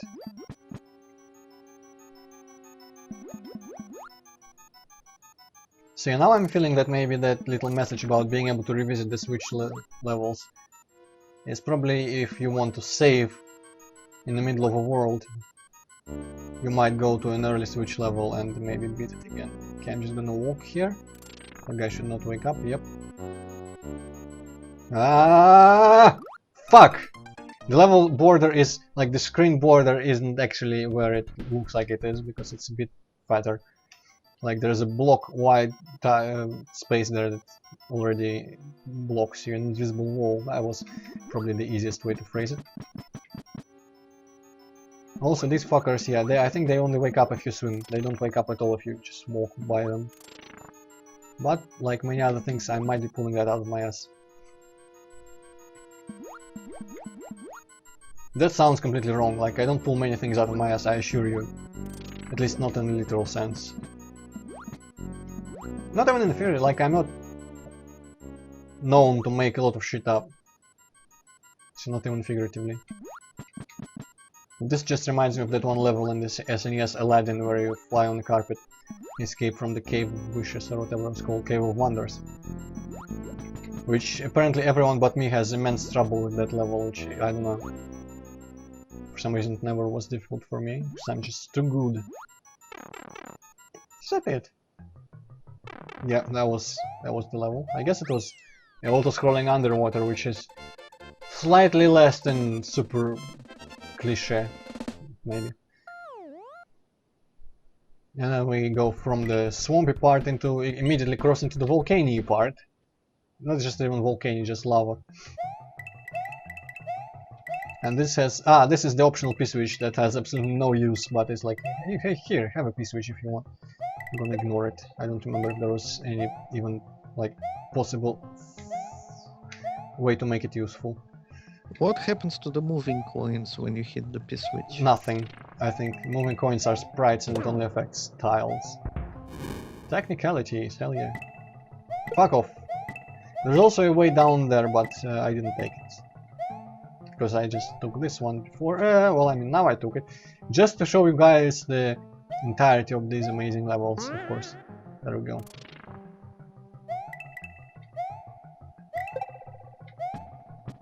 Yep. Oh. I don't know why I put those coins there, to be honest. Why? I didn't actually think you would be able to go into the pipe, but okay, sure. Mushroom? No, no mushrooms. Just a bunch of coins. Technically, I should probably be farming the coins for lives. Oh, that one has a bunch of them. That had a lot of coins in it. Alright. Ah, yes, I guess those are the coins you can get if you exit the pipe like that. That little angle here that you can only barely see. There should be a mushroom in this one, right? Yep. Man, it has been like 5 years, if not much more, and I still remember some little things.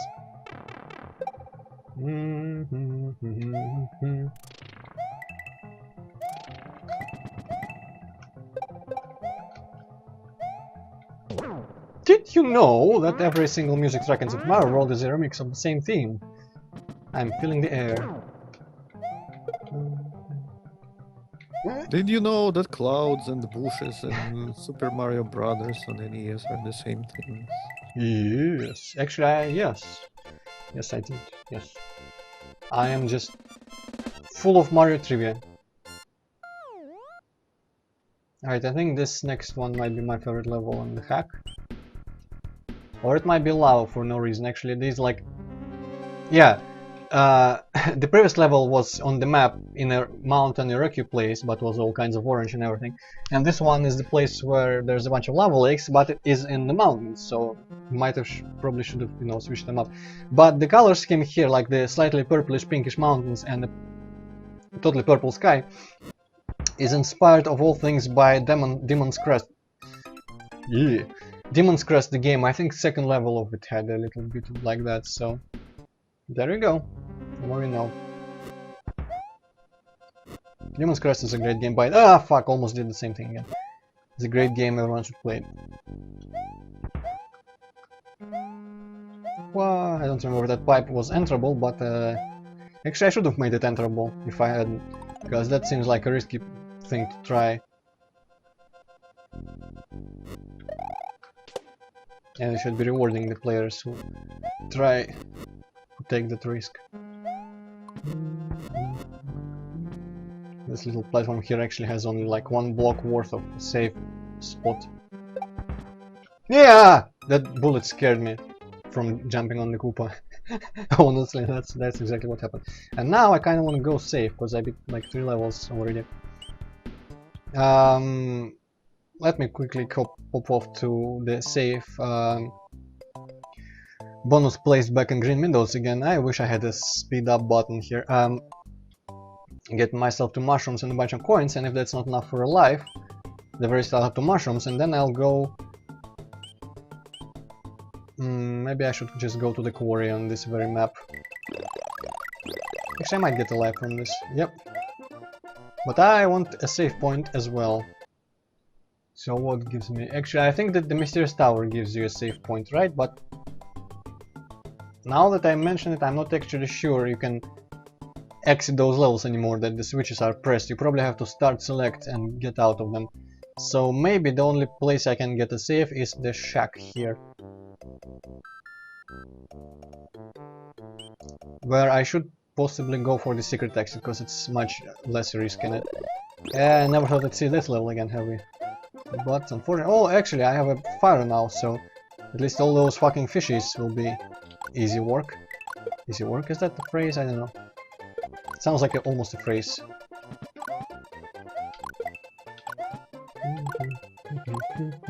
Also, I think it's possible to get this block, like the star fuck block gives you a mushroom, a green mushroom. I think if you have got 30 coins so far before it or something in the level, and I think I wouldn't have put it there if it was not possible. It's okay. How did I cheat last time? To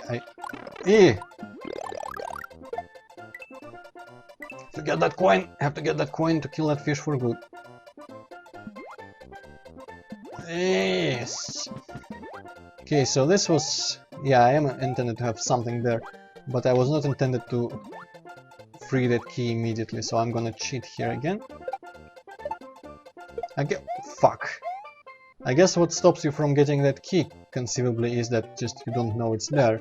And I noticed it by mistake, because I jumped very high the first time I was there and noticed the little box there with something in it. Where are all the fucking Koopas? Did I kill all of them? No, I didn't. Thankfully, this one is still here. Okay. Panic mode. At least it doesn't die if you kill the shell. It dies if you kill the little Koopa in it. I might have killed the little Koopa in it. I don't know. There's a bunch of them still here, luckily. Alright, that definitely didn't kill the little Koopa, so... Fucking... I pressed the jump button. I wish I had some sort of camera on my fingers so that you could all see when I press a jump button and it doesn't work, because that happens more often than I'm comfortable with. There are things that show your keyboard inputs. Yeah. Though I would think, like, there is a chance that if Super Mario World didn't register it, maybe it just didn't register at all, maybe I didn't press it all the way down or something. So that sort of tool wouldn't show it, but you could see my finger pressing the button a little bit. Which actually would just make it my fault anyway, because I didn't press the button enough. And like, who does that? Okay, so somewhere above here there is the rest of the key. And there we go. That's incredibly easy. I don't know why anyone would bother with that fucking balloon. Well, possibly I could do a lot of things with the camera on my fingers, like a GoPro, and so you can always see what my fingers are doing. Most of the time they're on the keyboard, so other times I guess they're in my pockets, so it wouldn't be too interesting. And of course I would turn it off a couple times in a day. Anyway, I've saved, and I think there's 2 levels here. And the tower, and so the first hack will be done. We'd be able to learn all Antroid's like secret recipes when he's cooking. Man, I can tell you all my fucking recipes. Let's put shit in the pan and fry it until it's tasty.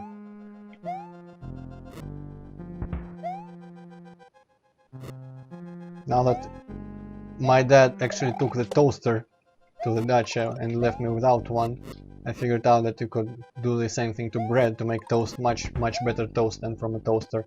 And as we all know, you know, as they say, all toasters toast. But apparently frying pans do it better than toasters. And fuck, I know that pipe is a secret thing. You enter that pipe, you skip a little auto-scroll section, and I'm intending to do that. Because I don't like auto-scrollers. Do you need like a mushroom to survive that, or what? I think you just need to do some shit trickery with some, maybe if you run when he's on the rise or something. Or if you get a running start, maybe you have enough speed there to survive. I don't think I would put something that requires a mushroom, because I tend to test... Good thing I saved. I tend to test everything as small Mario, so if anything, I usually don't account for situations where you are worse off in a big state.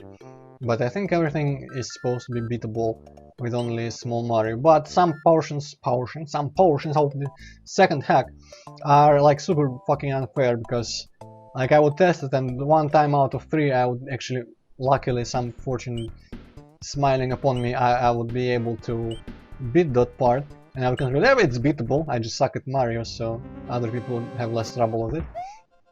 And as I said in the beginning of the stream, that's something that making these hacks taught me about difficulty. You should always make it, like if you're the only one testing, which you shouldn't be doing in the first place, you should always have some people. But not everyone has access to a bunch of testers. So what you should be doing is at least making stuff easier than you think it should be, because you as the creator are like super better at everything. Also, do you mean Mario Land, right? I'm in all the emulators, because I didn't actually ever have a proper Game Boy. But I played Super Mario Land 1 and I liked it, but I didn't actually care much for Super Mario Land 2 for whatever reason. It is a bit unlike like a typical Mario game in some strange ways that I can't even like... Fuck! I thought he would be quicker.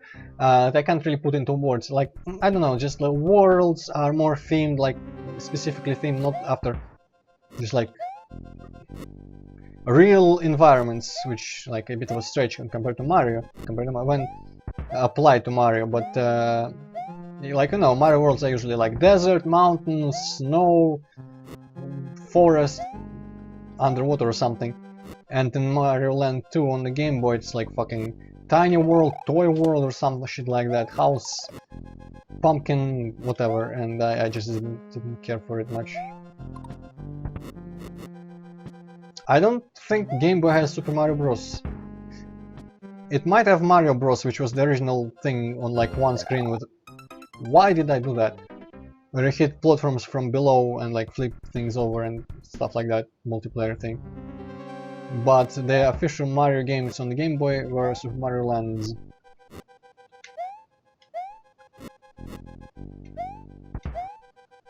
I don't think the first Game Boy had Mario Bros. It had like GBA compilations all had the Mario Bros. Port included in them, but the original Game Boy I don't think had a port of that game.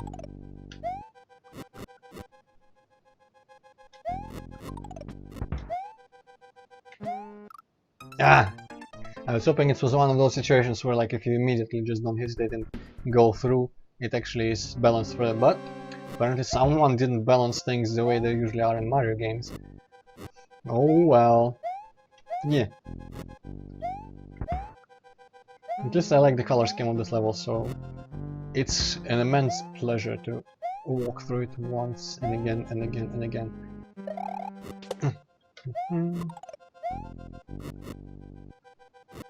And really, it's not like, apart from maybe this part and the auto scroll, perhaps potentially, it's not as bad as it looks, because like it's easy to land on 2 block wide places. Yep, there we go. That's how you do it. Yeah, Super Mario Land, exactly. I was right as usual, Posted. Dude, you should just listen to what I say and not even like dispute. So here you get a mushroom and a nice little shortcut back to... Maybe through part of the auto-scroll, I don't even remember now. I was actually expecting that you would put it just to the end of the auto-scroll section, but apparently not. Ah, I knew that would happen. Immediately. Is this the last pipe? Yep, that's the last pipe, and there is something here, I remember. Yep. Randomly a moon. Just for people who think to walk left instead of right.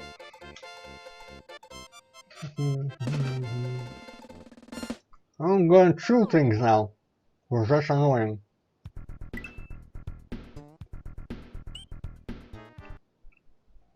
What is this level? Oh! It's like a oh, I thought there was a tunnel. This is like a little continuation of the previous levels, like little bonus room. Or something.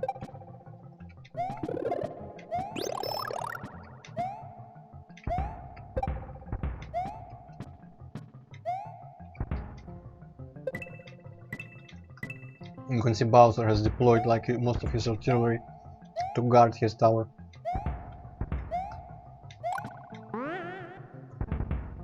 You don't actually really need like the bounce here, the thing you can jump on the bullet, I think. But it's supposed to make you skip this part, little bunker here. If you jump over those pipes, you skip the bunker, but nah.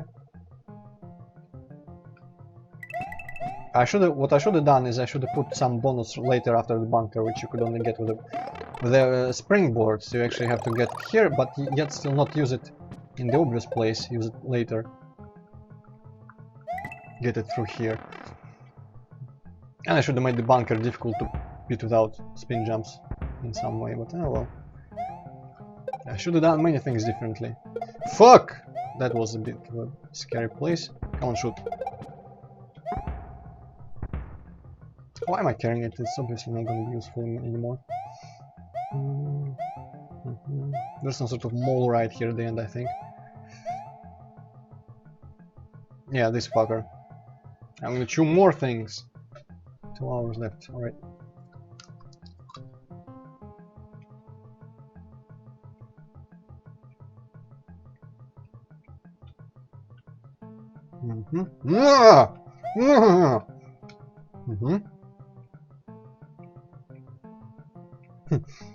You shouldn't jump on those Koopas, because if they land in front of the mole gets turned around and walks away.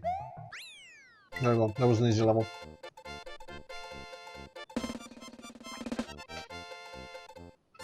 Hopefully I don't get game over in the last level, but...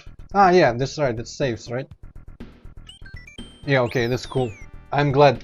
I'm really thankful to Past Me for putting a save point there. Is this like the last level? Yep, of this hack. This hack is really short now that I think about it. Yeah, and this is what you need the Mysterious Tower for, basically. The huge fucking spell that Bowser put on his tower was just remove platforms, but leave behind platforms that you can fill up. Ah, yeah, this part. I think people hated this part. This was like the first sign of things to come in the sequel. I think there's like... not like this specific part. Actually, now that I think about it, this might actually be in the sequel. In the sequel there is, I think, a place like this exactly, but there's also those jumping Bowser statues. Yeah, so I kinda recycled... Yeah, this part is not bad at all. The bad part is in the sequel, which is pretty much that room, but with additional hazards. And I think these are supposed to be like elemental, so that one was probably water, and this one's probably air.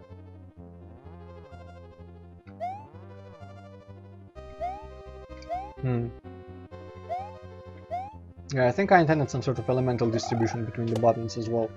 Like, I actually don't know, like green, yellow, red, there's some significance in terms of which worlds they were on. Okay, this is a bit asshole-ish, but I beat it, alright. Yeah, this is obviously the fiery part.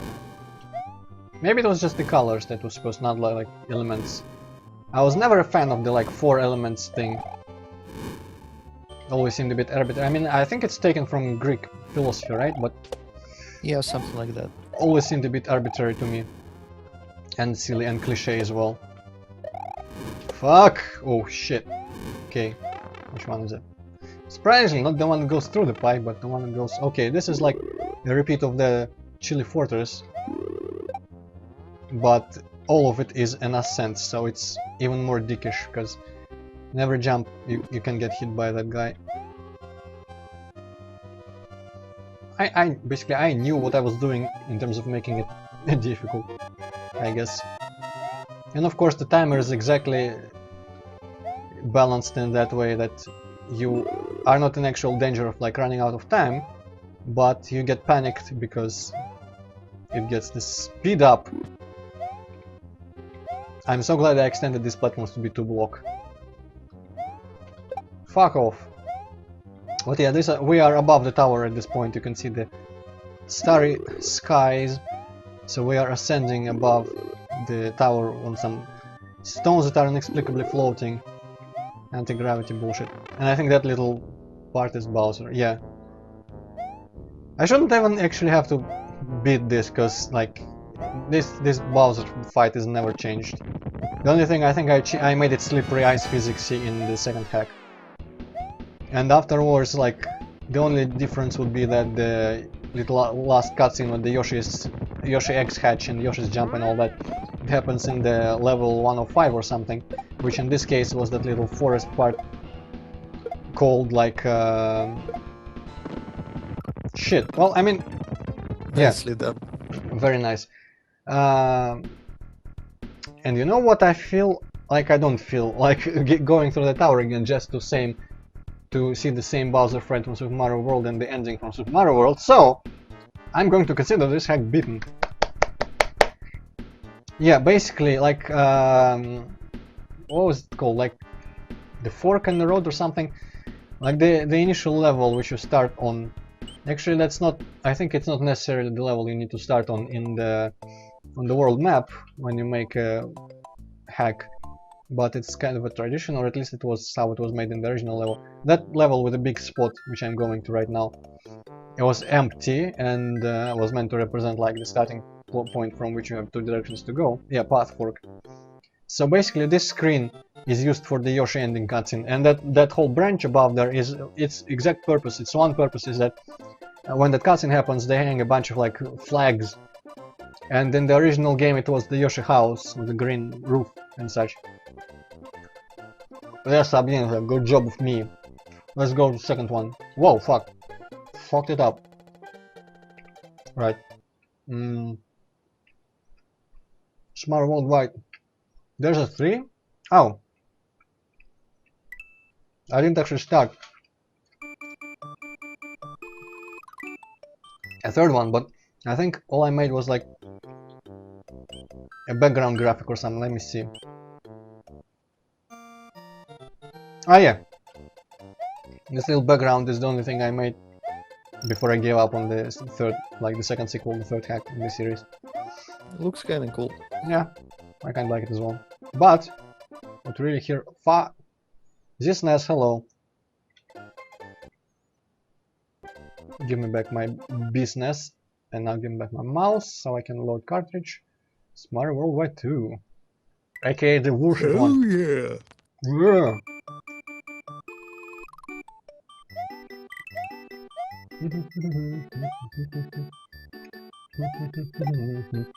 You see, Mario has his colors from Super Mario Bros. 3, the NES version, and dragon coins are gone, and the spin jump is disabled. It's gonna be How fun. do you disable spin jump? You... oh shit.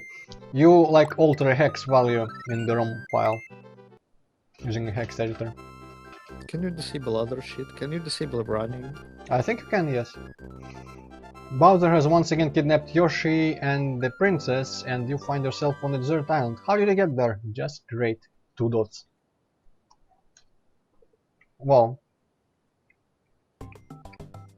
Haha, Sabiente, you ain't seen nothing yet. So this is the other version of the same like room where the ending happens. So it needs a platform on top to hang a banner on. Come on! Looks like you can climb up this hill if you want to see what awaits you on the other side. No one, not a single person, I think, got this. It doesn't mean this platform here, not this hill. But the hill on the overworld, which you can press up here and climb on top of this. And you can browse the overworld map from here. So it's like an early peak and there's the end of the world here. And also top of the hill is a level, which is pointless, but it's a little place like super old remains of like there might have been a house here, someone might have lived here or something, like just to establish that kind of mood here. And we just kind of slide down this fucking hill and go into the first world proper. And yes, non-linearity is better in this. In a way, it's a bit more interesting. It's not just 4 worlds. I mean, it's still like you still have to press 4 switches and 4 worlds in different order, but it's not just like 4 directions immediately from like after the first world. There's a bit more involved layouts. But yeah, and here you can go either right or left. And let me see, I think... Oh, yeah, cool. So they are numbered differently. And there's, I think, only 3 levels each path, and you only need to take 1, but I'm gonna take 2, of course, for the sake of completionism. So a new story begins as Mario finds himself on the desert island. He looks at the horizon and sees some other islands far away. Obviously, for that... No, obviously that means that we're gonna have to swim to them, because that's like the logical way to get off desert island. And yeah, the beginning, as usual, is a little bit of a classical grassland type area. The colors here in the background are meant to be all like early morning, slightly maybe foggy, bright and shiny. Here we go, super secret, obvious vibe, and I think it's the... Oh no, it's not the Tetris one, different one, just little cellar for no reason.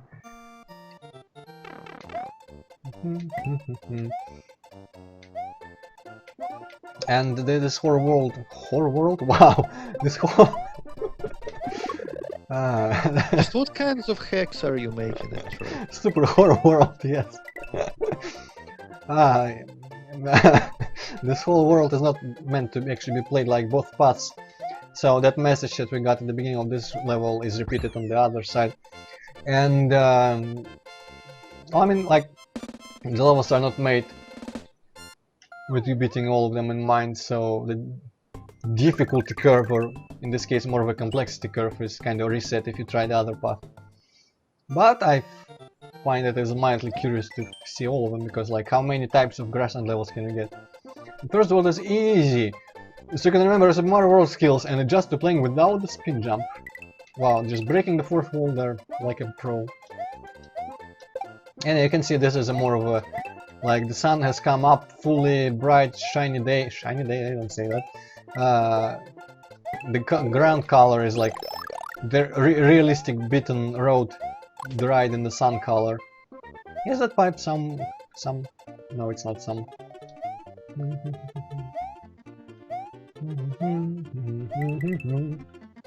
So it just kind of fields of optimism.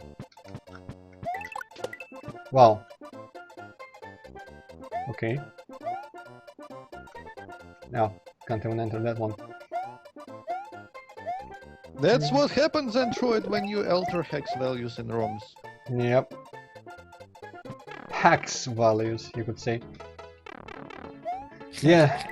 Sabiente, I don't know, maybe you posted that earlier, but I didn't notice it immediately, so yeah, I might need a bit of luck. I don't think I'll be able to make it today, because this hack... I mean, I might have gotten slightly over my unusedness to Super Mario World, so who knows, maybe I'll make faster progress, because I mean, the beginning of the first one was a bit embarrassing. But, this one is definitely longer and harder, so we'll see. But on the plus side, I think I should remember all the tricks to the hard parts, because the hard parts are kind of bullshit, where like I know the exact trick to pass them, and some people don't. I mean, no one else does.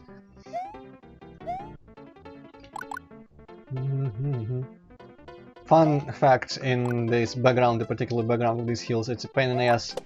Slightly more pain in the ass to alter the like background colors, because you alter the palettes, and some tiles of the green hills here use different colors on the palette than most of the others, so like you have to copy the same colors, like the same green colors, into different parts of the palette for no reason. That was a very fun fact. Also, I just noticed enemies don't turn into coins anymore when you hit them with fireballs, they just kind of fly away. Because I didn't want to give the player too many coins, because that would make the hack too easy. Hey. Now I have some other changes that I don't remember right away, but well, I don't remember them, so whatever. We'll find out together.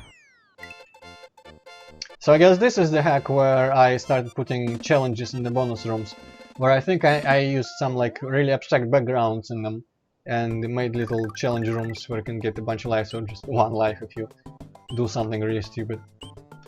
We'll see if I can find some, because I'm actually pretty curious about what they were, but I don't remember all the pipes where they could be hidden. Yeah, and this is that. I'm not gonna read all the no, not the message blocks, because they are pretty much just the exact same message as the other side.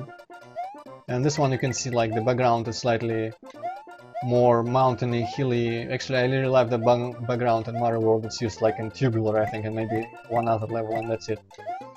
But I don't know, there's something about like just the feeling of the place that it depicts. I really like. I really like it. So yeah.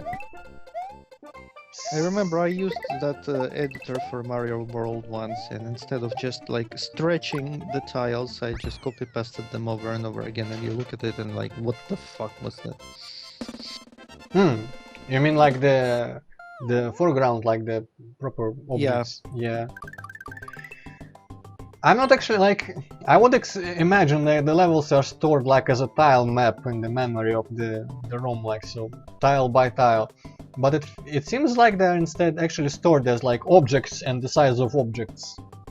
So it's a bit mysterious, because when you open the proper Super Mario World levels, you still get the... like it's separated into separate objects, not like just every single coin is one coin or anything like that. So yeah, this is like your super basic classic cave part. Just slightly more interesting colors than usual, but even this little thing directly references, you know, 1-2 from Mario Bros. 1. Also, yeah, this is one another way to get 1-ups, of course, to kill a bunch of enemies with a star power-up. Ooh, that was almost scary. I thought it would deposit me into a pit. I think it happened once. One of these rooms was a bit glitched out, and I think maybe it might have been this exact room. Was a bit glitched out and it just killed you. There's actually a trap like that in like the second world, I think, because you see 2 pipes or 3 pipes when you enter a house. Like, I'll just call it a house. I think it was a tower. But you see 3 pipes as you enter like the middle one, and then when you're inside you can enter the bottom one, and of course you get like you got out of the bottom one outside and you immediately fall to your death because there's no platform under it. It was a little trap that I considered almost fair. But obviously I wouldn't do that if now, because, you know, people would expect a secret there or something. But I was kind of, you know, amused myself by being a dick in these hacks. In this one much more than the previous one, because in this one I deliberately went out of my way to be a dick in some places, but I also think that the environments and worlds in this hack are like leagues above the first one in terms of interestingness. So if we get to anything interesting, you'll see. Like the actual 4 worlds with the switches are much better, I think. There's a treasure island thing where the world map is a literal like map, treasure map. And there's the cave one, which the map is like from a side, like cut through a slice of like the earth, where you can see the cave and everything. What else was there? I don't remember exactly. Not well. So yeah. You can see I was also better at making easy levels by the time this hack got out. Because the first world is actually easier, I think, than the first hacks. But maybe I was like super rusty at the beginning of the stream, who knows. Hell yeah, a bunch of lives.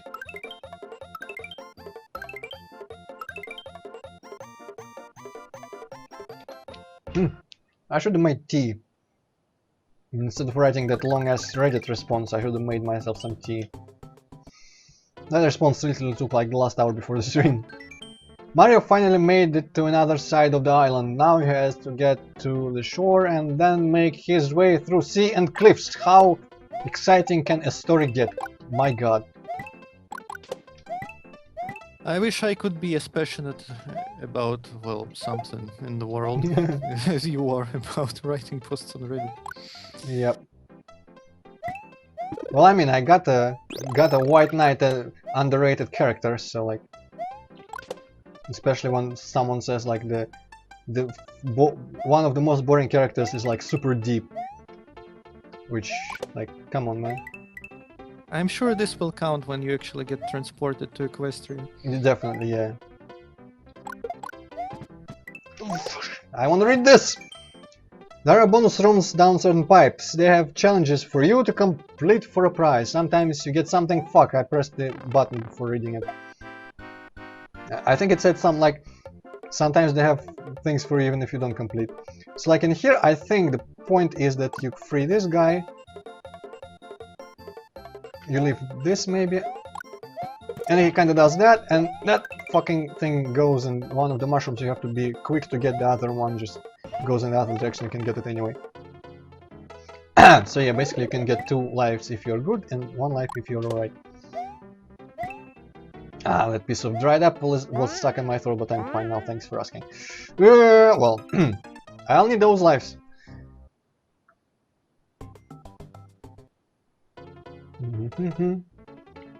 Oh right, and I'm not even fiery anymore.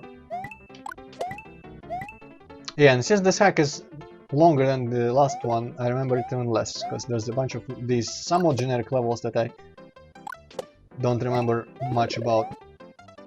Like, I didn't remember that this level would have a side-scroller part, for example. Yeah.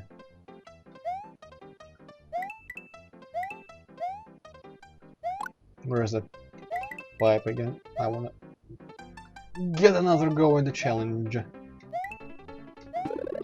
Fuck off. Yeah, alright.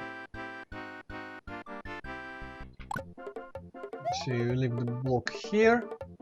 And you have to be careful not to kill the dude, because like if you press Y... There we go. If you press Y, you should fire obviously, and you cannot pick an object up without doing that, so you have to... Or, I mean, not pick an object, like run. You cannot run without shooting a fireball first. And you need to run in order to make it up that little rope. That actually doesn't matter, because... Fuck, that mattered. Oh well.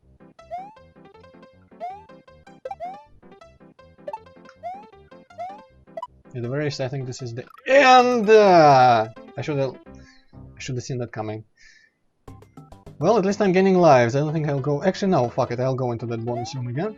It's not very long.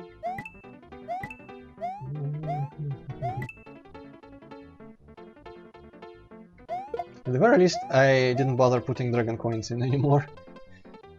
I don't know, I just didn't think they were worth it.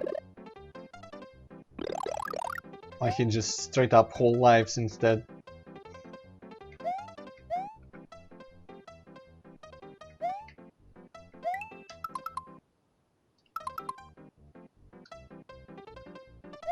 Cardboard VR, is it the thing where literally just a little device you can hold your phone permanently in front of your eyes?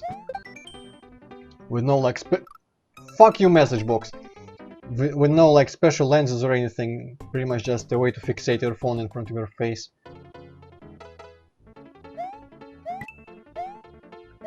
That's the one. Actually, I think there's now more than one. I've seen Gear VR, I've seen Oculus, and I've seen Vive, but I have not... Wow. I have not seen, like, there's the PlayStation VR or something now, and I have not seen Cardboard yet. We probably have it to work, actually. Doesn't Steam have some like special VR stuff, or is that That's like why. HTC? That's why. Well, I mean, actually, I don't know. Steam, maybe it has something else special, but Vive is fully integrated into Steam, and it's called like Steam VR. You launch Steam VR, and it's Vive. Oh, you can get here to kill Lucky too. Yep. That's the whole point of that platform, I think. And he might not even return. I don't remember if he returns anyway, or if, yes, he probably returns anyway. Or maybe I placed like a bunch of them here, so even if you kill one, another immediately returns. Fuck you! This setup is a bit asshole-ish on my part. Everything I want and don't want to hit in the same place. That message box was like really badly placed there. I feel like my past self should apologize to my present self for that message box, because it's like annoying. Yeah.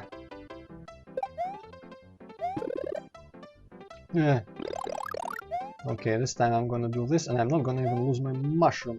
I'm not gonna do this. Okay, alright, whatever. I think, like, just looking back on this now in a little post-mortem situation, if I was making this now, I would probably put a bunch of those blue blocks. Yeah, okay, the life is just not worth it. A bunch of those blue blocks, because they are still a kind of a bother to use. But it would give a player an option to try and destroy Lakitu. Well, that didn't work, alright. It'll malfunction in the bonus room. Ah, but I can do this! Now I'm just invincible. I'm not sure if the cloud... Like, there's one way to kill Lakitu which makes the cloud forever lasting. And I think it might be fire. It might also be... Not also, it might instead be... like hitting him with an object, I don't remember. Yeah, it might be hitting him with an object. There is one way to kill him which does that, it just happened, and one way which makes the cloud eternal. Yeah, 40 points! Second best outcome of that ending goal.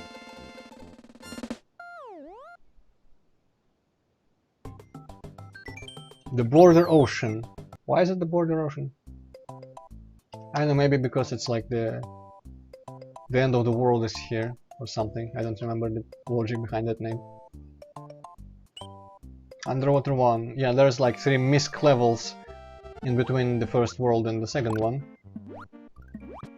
And it was like almost slightly interesting, because most of the levels are named after the world with a number, which some people find boring, but I also always found that like an interesting detail, like a video game in Mario-y thing, where you don't have unique names but have instead the world name and number. Something just makes it feel more, I don't know, genuine, like Mario game or something. But even though it doesn't happen anymore in Mario games, so I don't know.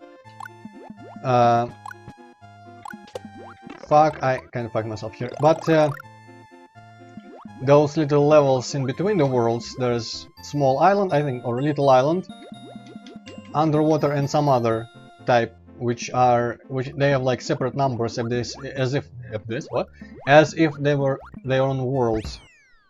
But they're just, you know, a type of miscellaneous level filler in between the actual worlds, which has numbers on it. I don't know where I was even going with that, but it was like, it was somewhat like one bit interesting to make back in the day. Little Island 1. What was this one? Oh, I almost remember. Yes, this is like some sort of hammer monument, like Easter Island, but with iron hammer monuments instead of those heads. Don't ask me what I was thinking. Some people thought it was palm trees, but it was obviously like, come on, there's not anything like palm tree.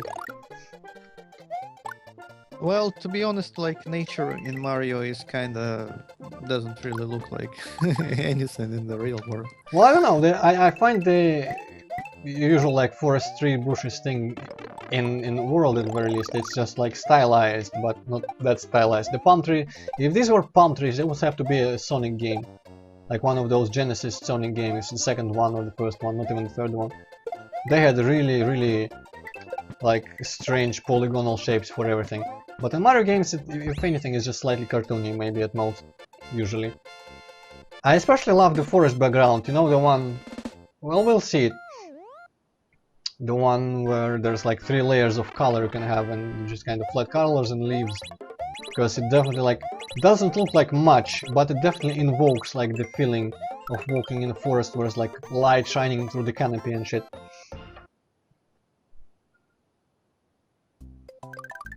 Huh, you posted that, that's interesting. I don't think phones have like positional tracking at all ever. They just have the rotational tracking. Okay, what was this level called even? I missed it. Whatever, we'll see it when we exit, when we beat it. And yeah, I should not carry combos.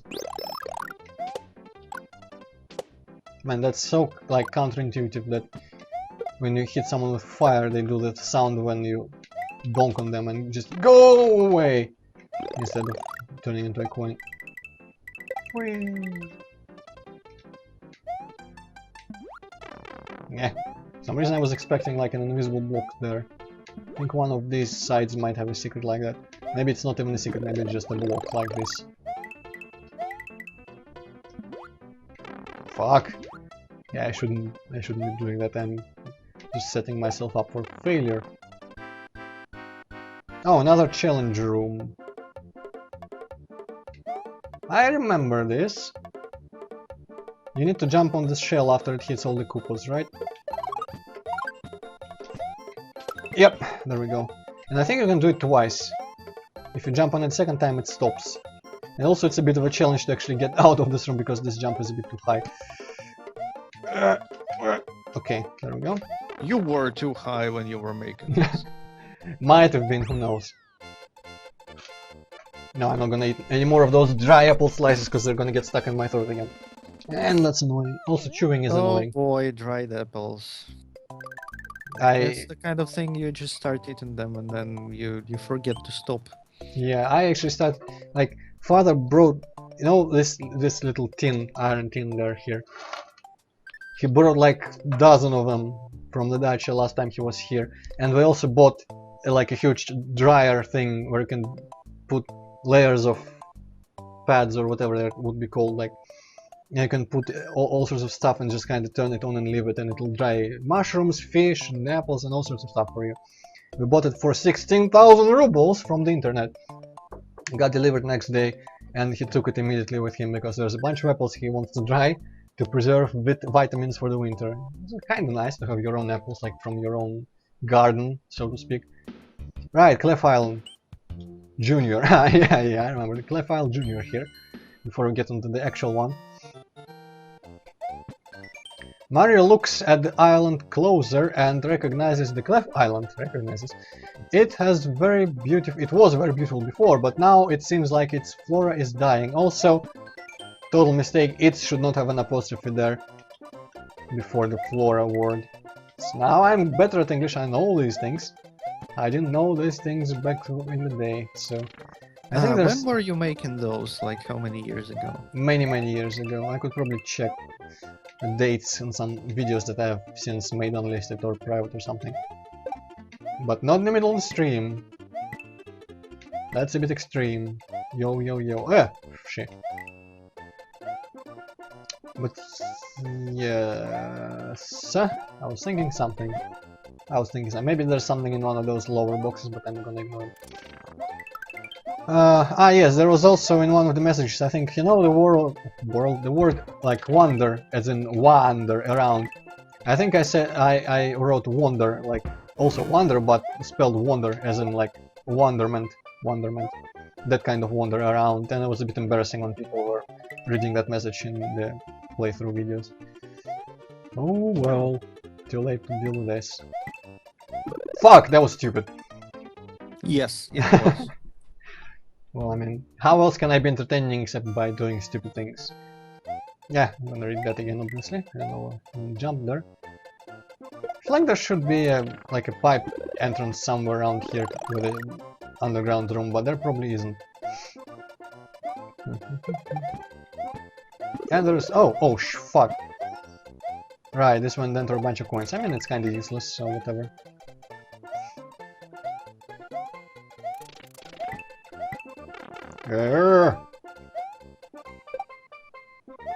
Okay, I'm gonna ignore all that again, I guess. I wasn't sure if it was the splitting one or just the jumping one.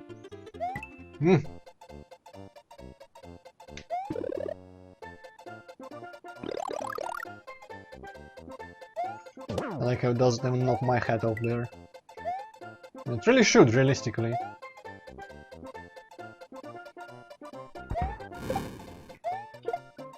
Okay, that's not what I intended to do with the Goomba, but whatever. You can die in a fire for all I care. What are those guys called? I think they're called Sumo Brothers. Yeah, definitely, They because should do be called Thunder Shitters. Thunder, yeah. It might be called actually like Thunder Bros. No, I think it's Sumo Bros because they do like this leg stomp thing.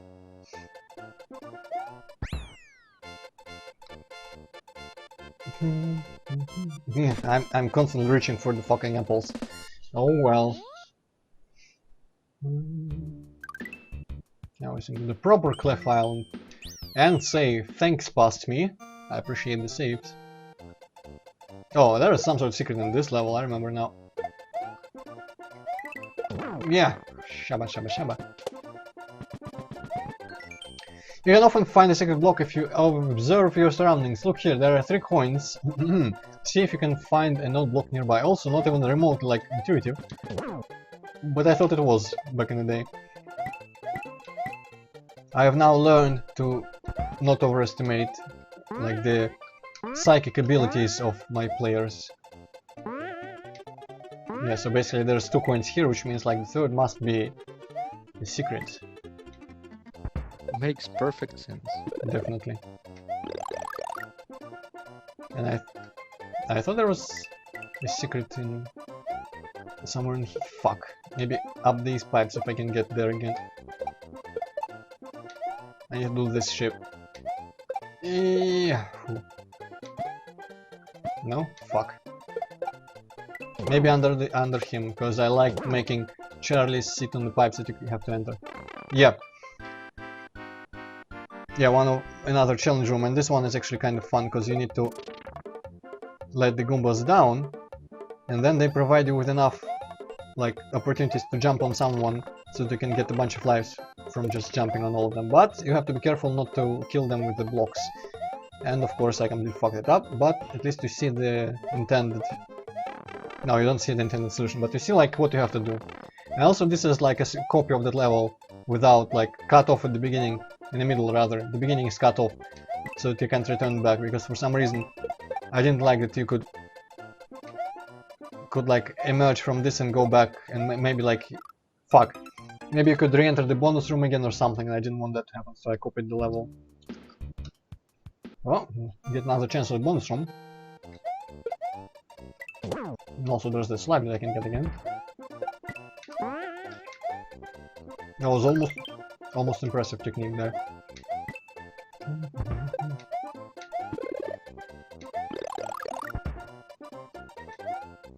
Yeah.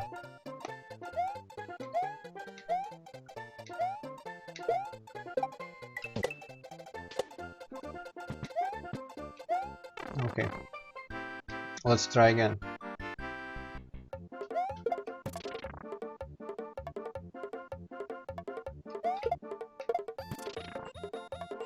Fucking just come down. Yeah, that's also something that might happen if you do that. But if you get even just 4 of the 5, here you can get 1 life. If you get all 5 of them, you can get 3 lives. Maybe even more. Hello, Luis Salazar. You're just in time for the hacks to get actually interesting. I think. Maybe it's a bit later than that, but still. Hello.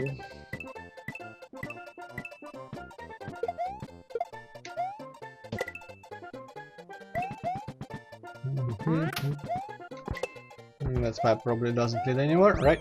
Well, it was an easy level and kind of boring, but still. A little bit autumnish colored at the very least.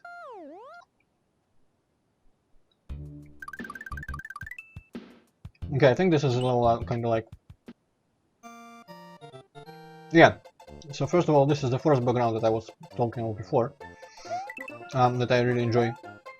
It's very simple, but it works like magnificently, I think. I need some type of object there to hit those things. Maybe a Goomba will suffice. Also, conceptually, this is like a forest with a bunch of pipes and stuff in it, which is just based on some sort of real location that I've been to. Just I was basically, I think actually there's that little estate. No, how do you call усадьба Hippocat? Mansion, maybe? I guess it kind of works. Fuck. And basically there are some facilities, like there is a swimming pool and a tennis court, and like a little shack with some sort of plumbing pipes in it.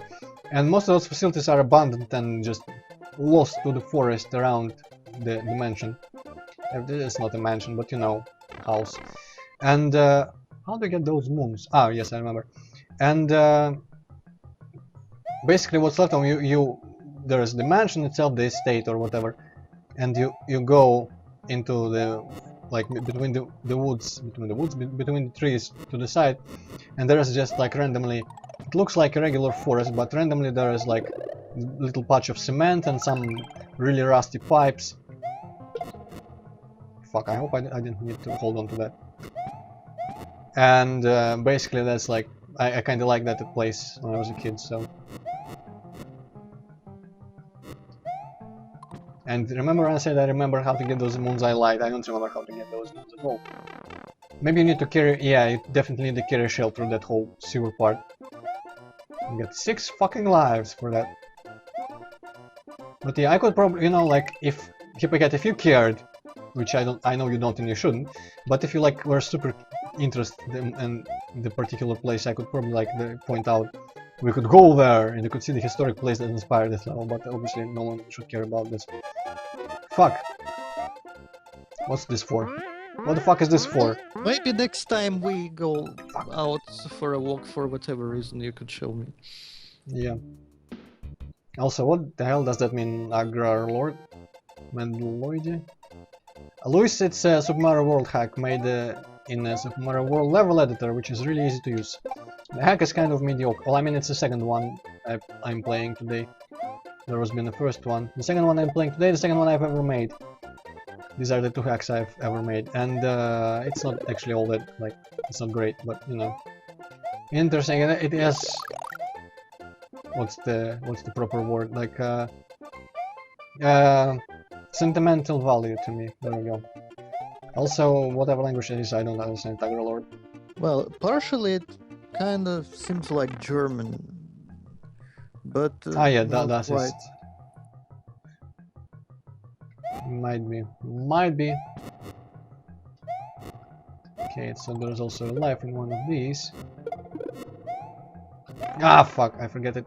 It turns around there. Well, at least I got the life. So I didn't lose a life there. But yeah, Agrar Lord, we only understand, and by we I mean I, only understand Russian and English, so if you want to be understood, you could stick to those. If you don't, so I mean, feel free.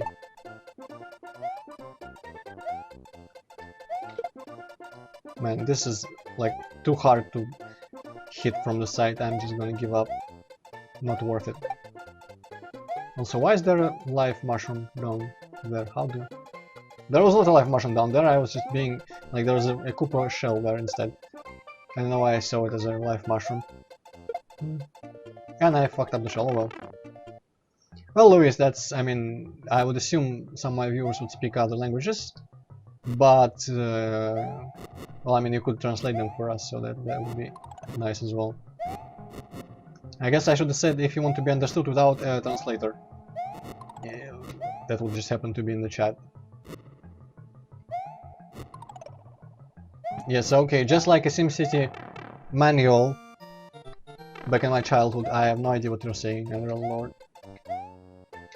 I am starting to feel like maybe you don't actually care about that at all. Maybe you're just trying to spam or something, I don't know. I don't want to pass judgment, but, you know. Oh. Wait, what? How? Well, I'm not sure about anything anymore. I don't know what that block is for, the blue block. But I guess you have to actually, like, you have to stick to the upper platforms here. Maybe the blue block is just there, if you wanna use it to kill something here. Oh well. Yeah, give me a mushroom, I don't care about the star points. You know, Antroid, if you really give a shit, I could probably try to use Google Translate. That would be interesting, if you mean like the Cyber, right? Or... No, I mean no, the, his the messages. Yeah. supposedly German phrases. For some reason I just didn't think of it. Well, I mean, go ahead. Google Translate is known for its reliability, after all. In the meantime, I think you... Well, I mean... No, this didn't happen, but this is what you can do to get that springboard. I'm gonna attempt it another time. Do you think that springboard later in the level gets you a bunch of flowers and shit?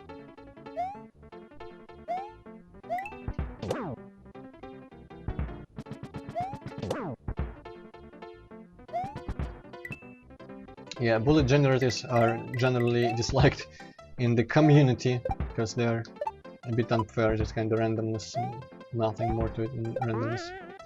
Yeah, there we go, flower already, and if you keep carrying it, I think it gets you other stuff. Fuck, bullet generators. For example, I think this... Oh, fuck it up a little bit. Am I still... Ah, bullets!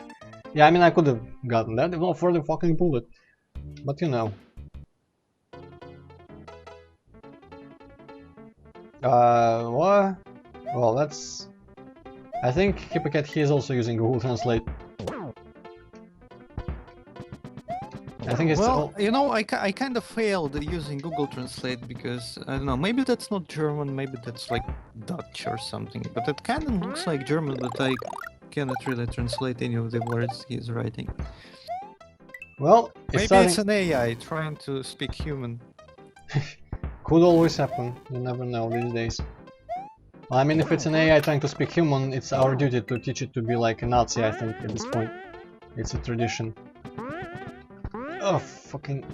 I got myself into a bit of a pickle! With all this crap, yeah. Okay, I don't know what is even the block. Let's try it again. This little completely dry cliff area here. Wow, cool. So basically, yeah, the concept behind this island is that the nature is dying out on it, and this I guess is the epitome of what is happening elsewhere in other parts. And I think the nature is supposed to be dying because it's haunted, but it's not like represented in any way apart from the last level of the world, which is a haunted tower or some shit. Keep jumping into that thing. Okay, you die and you stop bothering me with your fucking jumping. Need you! Yes, thank you. Right, there's probably ground there, right? Yes. The other one is a splitter. And they just kind of jumped into him. Great job. Ah! Yeah, this is the other place where you can use the springboard. Of course, you need to be slightly worried about... Actually, you know what, these blue blocks, I feel like I just placed a bunch of them in random levels because I figured it would be...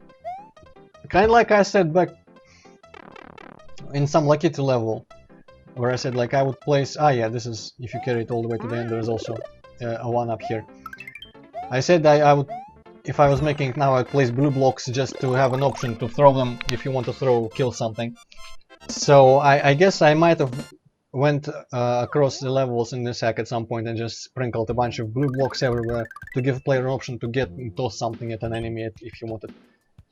It's a bit stupid because, like, you know, most of the time the blue blocks are a bit inconvenient. And I just realized I was completely lying about the haunting not being reflected, because this level is full of ghosts. It gets full of ghosts a bit later. Wow, I don't know why I didn't think it would hit me.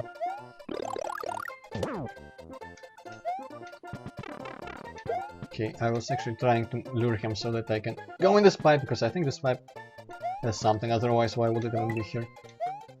And I think this level definitely had a pipe you could enter, but maybe it is an exit pipe actually, maybe this one is... I tried, right? Yes, I tried, so I don't know. Maybe there's another pipe later. Maybe it's this one. Yeah. I think this is the Tetris room, right? Yeah, the Tetris, little Tetris figures and coins, because that's a cool reference! And the slightly gradiential background, also made up of like... Ah, yeah! That's like the subtle part of the reference. The figures here was like the T thing, square, the L thing, and the line, and the background is made out of the zigzag things. Luis, I am pretty sure Luigi is only in Super Mario World if you play 2 players. And I mean, I have not ever tried that in my own hacks. I'm not sure I disabled it, I might not have disabled it. But You could theoretically swap the sprites for the player. well, I mean, actually, Luigi in Super Mario World looks exactly like Mario, just with a different palette. It's not until the Super Mario All-Stars plus Super Mario World version of Super Mario World where they actually made separate sprites for Luigi so that he looks slightly different. And in the original Super Mario World, which all hacks are based on, Luigi is pretty much just the Mario sprite of the recolor. Yeah, all the Tetris figures apart from the zigzag thing, which is what the background is made of. And basically, Antroid, can you remind me about that old meme about Luigi where the people just photoshopped him everywhere? Luigi, you mean? Probably. What was that all about? It was a drawing based on a sprite of him from, I think, like Mario is Missing or some game like that. Maybe some other game. Like he had a sprite that looked really creepy, and people drew it in high def and called it Luigi, and it's like supposed to be a thing that like always watches you. Oh fuck, there was a bonus there. So always watching. The secret levels, which are optional, lead nowhere, but enable you to save your progress when you beat them. Use them wisely. So yeah, basically this is like the film in Resident Evil, which is like a terrible idea for player, but interesting for creator, where you have limited save, like number of saves. People usually don't tend to like that. Also, I think this like just something when I made this screen, like it's not reflect very well, but for me, I just remember what I was thinking about. And I was thinking about, if anyone remembers Clive Barker's Undying, there was a section in the beginning where before we even get to the first like character, like some sort of plains and hills and such, and there's a bunch of those howlers, and fuck, that was a bit scary. And I think there's a bunch of like, you walk over a hill, there's a bunch of ruined houses, a bunch of people with guns in them, there's also some ship or some stuff like that around, and just, it was basically just, you know, like the hilly, mountainy, rocky field place during sunset, haunted by a bunch of ghosts. Well, I mean, not really, but everything in this game was haunted by a bunch of ghosts, so that's a little bit of what I was thinking about when I was like choosing the colors here and the background and all that. And as I said, it's not, obviously it's not like you wouldn't think of that if you see this, but I just by association or so whatever, I just remember that, and I was thinking that when making this. Right, how many times can I repeat myself? Fuck. Yeah, okay, so this part is hard. But I mean, it's the second last level of the world, so it should be hard. I just wish I put in midpoints in these levels, honestly. I should probably ignore the Tetris dungeon, because... Fuck! Does it skip these guys? It might skip these guys, because I don't remember them.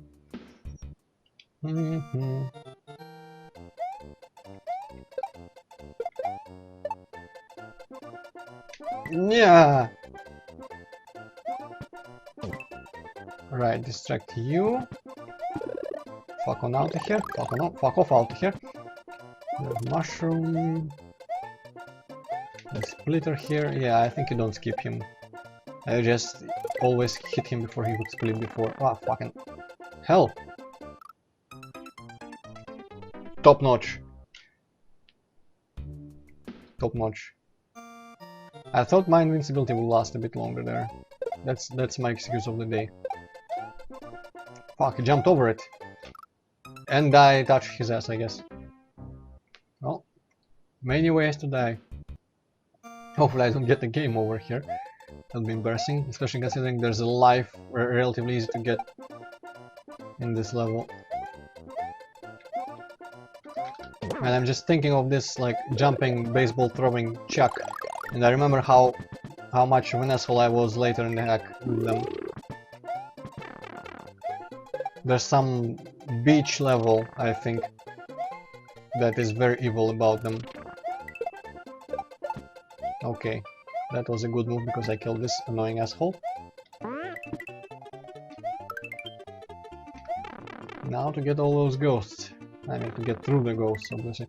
And also there's totally a message box there that I never read. And now ghosts are preventing me from getting there, and there's of course gonna be ghosts coming from that side, so that's dangerous. Ah no, I did read this. I thought it would be something concerning the story, but I guess maybe there is a slight lull in the incredibly thick plot that is going on in this hack.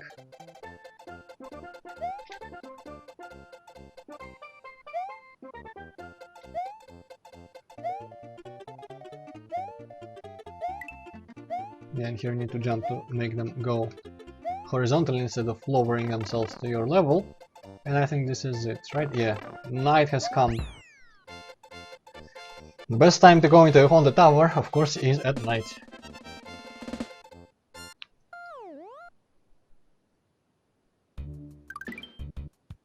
Yeah, this is the Booze Tower. That's a bit of a stupid name for a level. Booze Tower. Booze, yeah. I would go into a tower like that.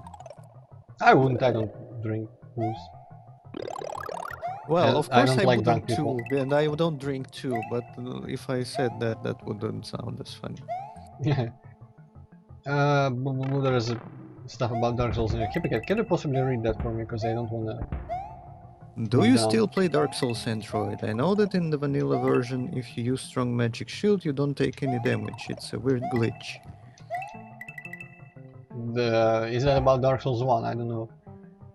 In any case, It I'm not... says Dark Souls. I don't know which one. I've tried Dark Souls 3 again, and I got a couple more steps in. Ah, yeah, this is the place. Like, if you go in that pipe, you emerge on the lower one outside and you die. I tried maybe seeing if I could run Dark Souls 3 again, and honestly, the FPS is kind of better past the very beginning, but still not enough for me to play it. Dark Souls 1, okay. I don't remember such a glitch in Dark Souls 1, but I don't, you know, I kind of just, you know... I was considering playing the second one at some point, but I just didn't get around to it. I never used any magic in Dark Souls 1, so I wouldn't know. I just remember how much damage we did with magic to some of the bosses in our Let's Play back in the day, like that one little manticore boss in the beginning of the expansion, which I killed with some sort of spear thing in like in 3 hits. I remember I made a very like woo sound when it first hit, and I saw how much damage it did. I remember this part. Ugh! Cool! I managed to even avoid all the damage. Okay, luring all the bulls here. This is probably exactly why that corner is even there. This is a bit of an evil place, but okay. I think you're supposed to throw it up there.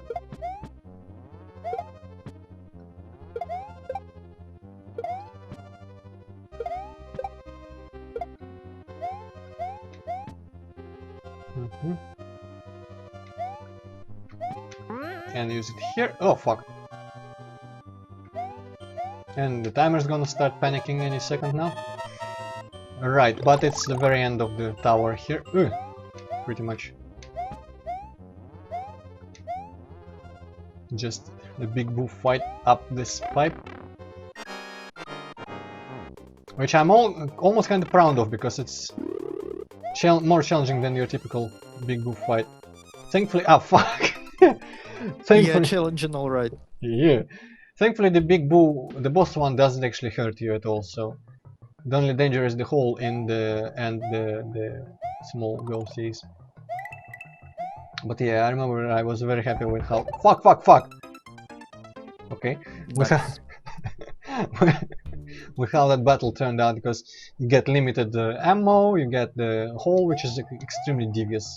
Doesn't look like it, but it is. Alright, there's a mushroom here. But yeah, the level thankfully isn't. But now, like, you know, I didn't actually see the point. I thought it was super fine. But now that I'm actually playing through my hacks without quick saves or anything, I really see the value in midpoints, especially before bosses. Like, I am not one to think that you need to give players safe spots everywhere, so that like tension is removed. For example, when you fight a boss and you know you have to repeat a bunch of stuff. If you fail, it's much more tense and exciting. But still, once again, if I was me now playing this, making this, I would definitely have put midpoints in many of these levels. But I mean, this level isn't actually that long, so who cares? I think there was a mushroom there, but I kind of didn't care enough to go pick it up. I'm not sure how fair that place is, because like I remember exactly how to beat it, and it's like engraved in my memory, I think. And yeah, this is how you're supposed to beat the little part with the shell. But I'm not sure if that Souls place is very fair when you're playing this blind. I just remember to hug a wall, because it's the easiest way to evade things that kind of bounce off walls and stuff, and then go horizontally. Actually, I'm not sure it's true, but you know, thank you. It feels like it would be the easiest way to evade them.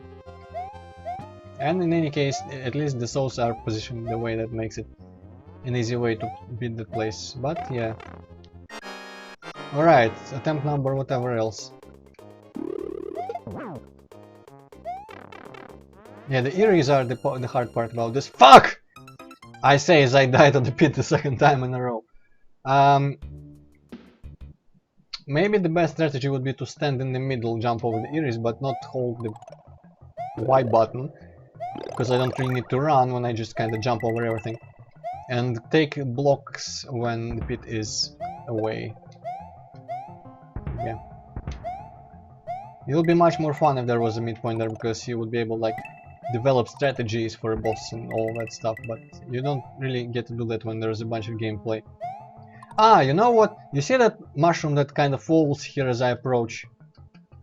The mushroom is set so that when you are trapped, like when you take this trap and walk out of that pit, you take that mushroom so that you don't lose a life to this trap. You get a life and then immediately die. So it's like you just lose time. It's a little joke thing, gag. So I guess I was not being as unfair as you would think. And it's impossible to get that mushroom otherwise, so it's exactly just for that.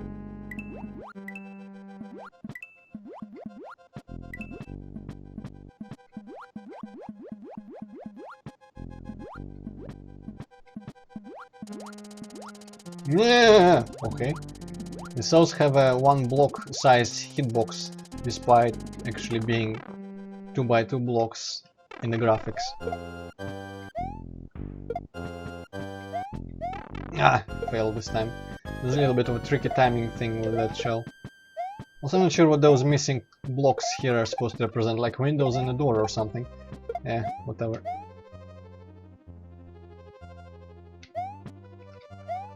Also, I'm very glad that they kinda made it impossible to put something in a wall, because it means in places like that you cannot help but place the springboard exactly as you want. Just earlier today you placed the Koopa shell in the pipe.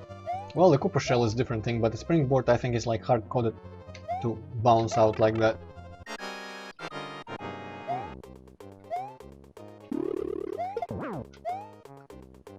How many times do you need to hit the bull? 3 times. I might have extended it to 5, but I doubt it.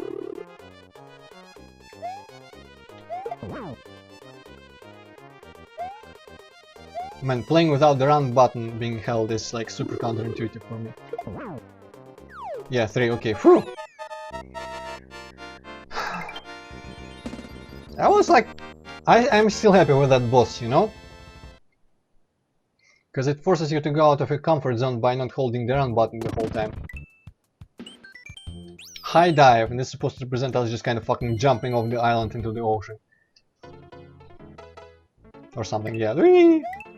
Fortunately, we didn't jump far enough and we landed on some cliffs.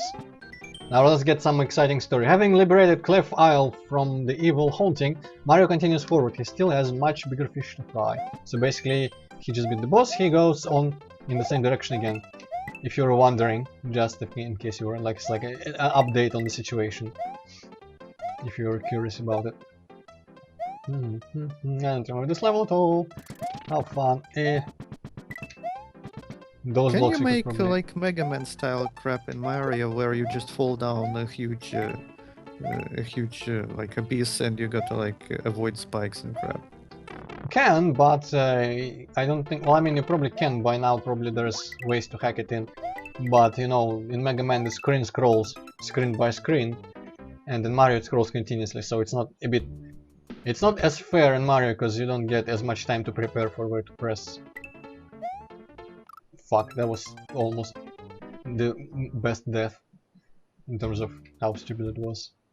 But yeah, I guess a lot of people probably make like rooms like that in their levels, but it's usually annoying because you have very little time to dodge.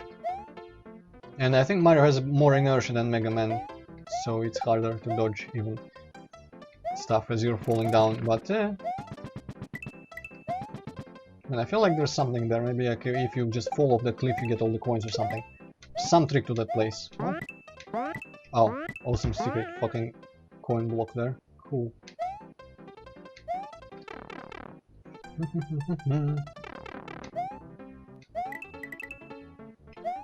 Did I hear last time or outside? I think here. Which is kind of embarrassing because... No, yeah, I did die here. Because it's a bonus area.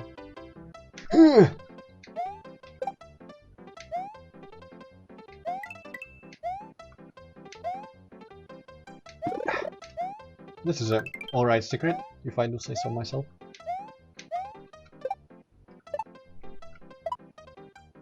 Yeah. That was a nice level, short and difficult enough.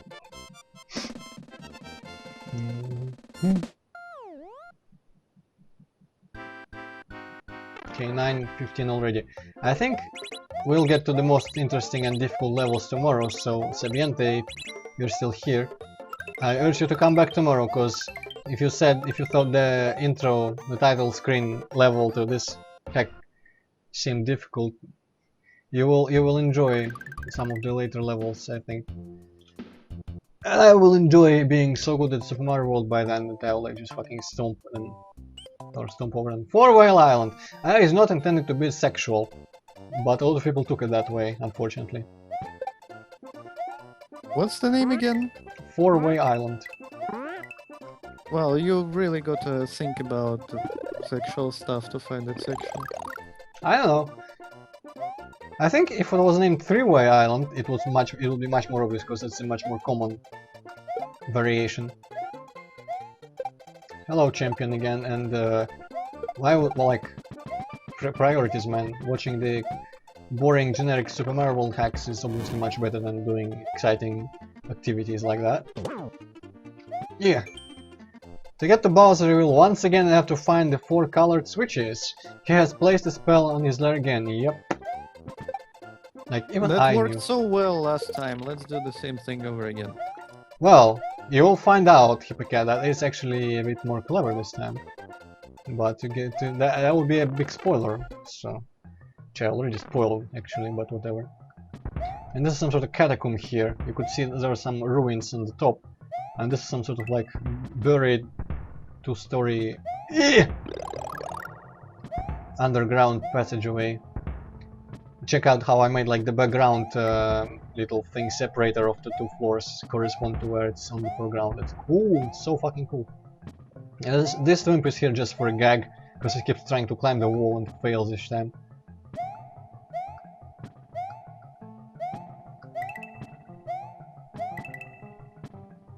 Okay, this is like super simple, you need to lure him down like you would with a thwomp. But then there's these fuckers here, which make it impossible to immediately like move to the side and avoid the falling thwomp. So I don't actually remember how it was optimally intended to be passed.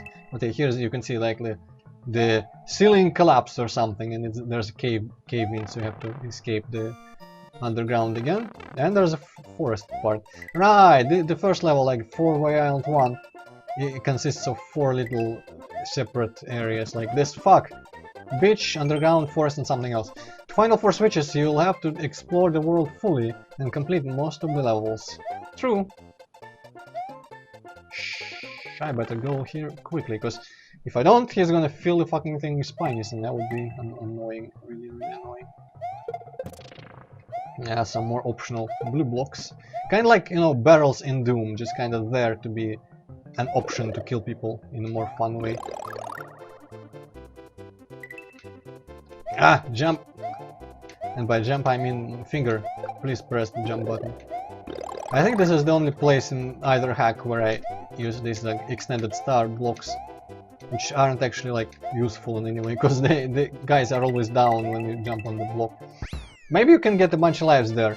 I think what you intended to do is like the first star lasts longer than when you get the blocks, so you go forward, kill a bunch of them, go backwards, get the extension of the star, and then proceed and kill the rest of them, and you maybe get a life.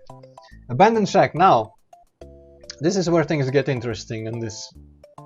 Actually, I don't remember if you can go right. You should be able to go right here, right? Because there's only... Maybe you don't go up. Maybe you don't go up in this.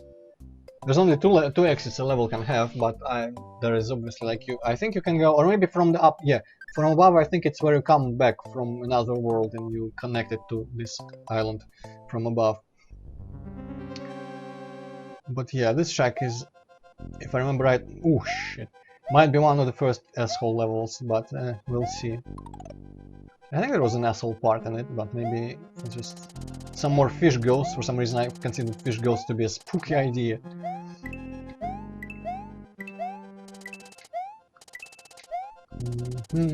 I think in that gaming magazine that I kept bringing up, the Great Dragon, there was once like it had a section on anime, and I think one of the issues had some sort of announcement like Russians are making like fan anime or some shit, and one was called like a visitor and featured some sort of cat girl with cat ears and a spooky fucking giant fucking fish peeking out from behind the corner of a building in a really scary way, and it was advertised as like gastronomical or whatever the English word would be, a thriller.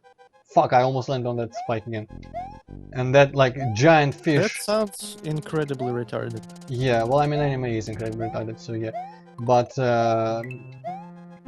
I found that the image of a giant fucking fish with the empty soulless eyes and kind of smiling at you was a bit scary, so I like fish ghosts are kind of scary to kid me at least. Atlantic, I don't know, he just swam a little bit of an ocean. Because that's the kind of guy he is. And here, of course, you need to jump, but I didn't actually jump very well. To accelerate your ascent. That was a bit stupid. Instead of just kind of climbing up the net, you jump up. But apparently... Anyways, banned in Russia, what the fuck, that's a bit stupid, it's not banned in Russia. Well, no, but like hentai is is counted as child porn. Yeah, well, I mean, that doesn't count, unless Yukipuket want to claim that all anime is all hentai. I don't think that's the case, though.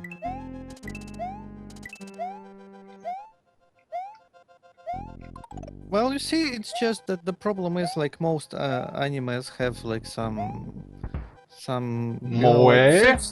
Well, yeah, that and like some sexual humor and that kind of crap. And basically, with the things in our like government nowadays, basically, they can count anything as like child porn. Yeah. So that's kind of like makes you feel uneasy for like even watching the most innocent things, because you just keep thinking about, am I actually being a fucking criminal right now? And that's a really like weird question you have to ask yourself. I don't know, I don't... Well, champion, I know that word from No More Heroes, where Travis Touchdown said it once, and that's like, yeah. I think it's supposed to be literally like little girls, but in a cute way. Or something. Yeah! Fuck! That was a bit stupid. I never played it either because it's for Wii and I don't have Wii, but I've seen Let's Plays because that game is cool. How the hell do you get up there? Holy shit. Maybe from the cliff itself, not the pipe. I don't remember what I kept trying. Do I keep trying from the pipe every time? I don't also know what it does. It probably just has a mushroom or something, which I don't really need because this place is actually difficult. Maybe unless you skip the pipe and the shack and just go forward where there's the second exit. Maybe that part is more difficult, I don't remember. Glitch down Yosha from a Wiggler. No, I don't know how that would happen. Phew, thank you. Bullet?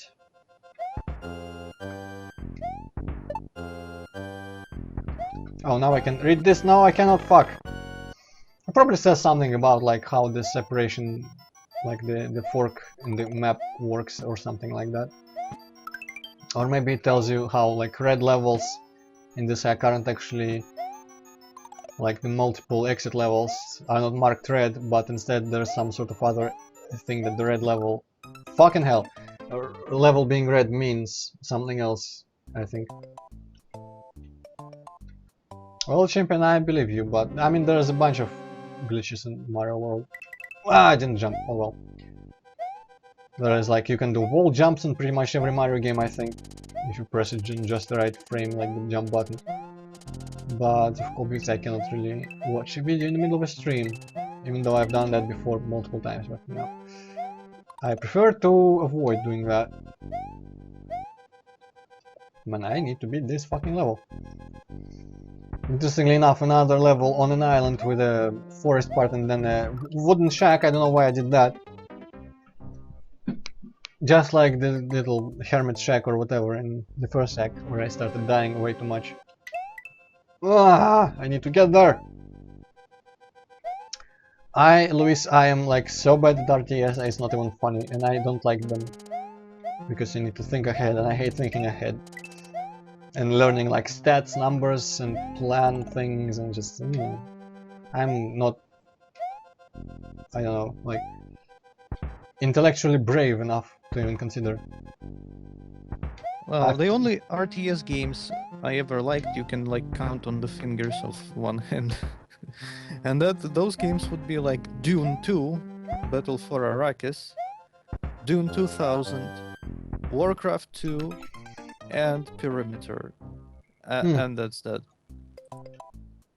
I think I might have tried StarCraft at one point, but there was I was playing the human campaign, and I beat a bunch of early missions, but then there was a mission where there's like you build a base and you got the fire bats and all that stuff, and then there's a huge ass like Zerg invasion that just fucking destroys you.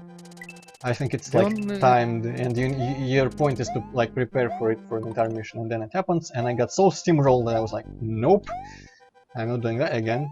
I also kind of like Cossacks. I'm terrible at them, and I never beat anything legitimately, but I like the idea of Cossacks and the atmosphere.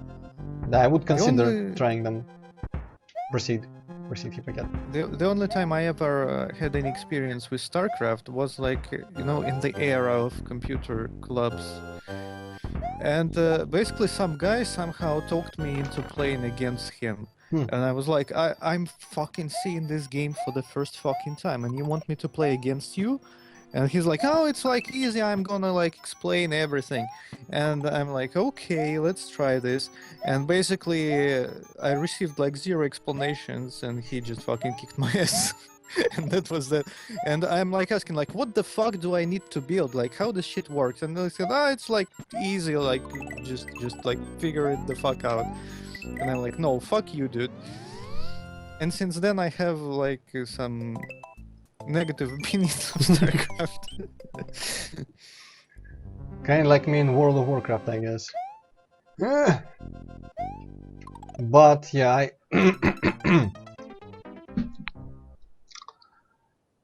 what was I trying to do? I guess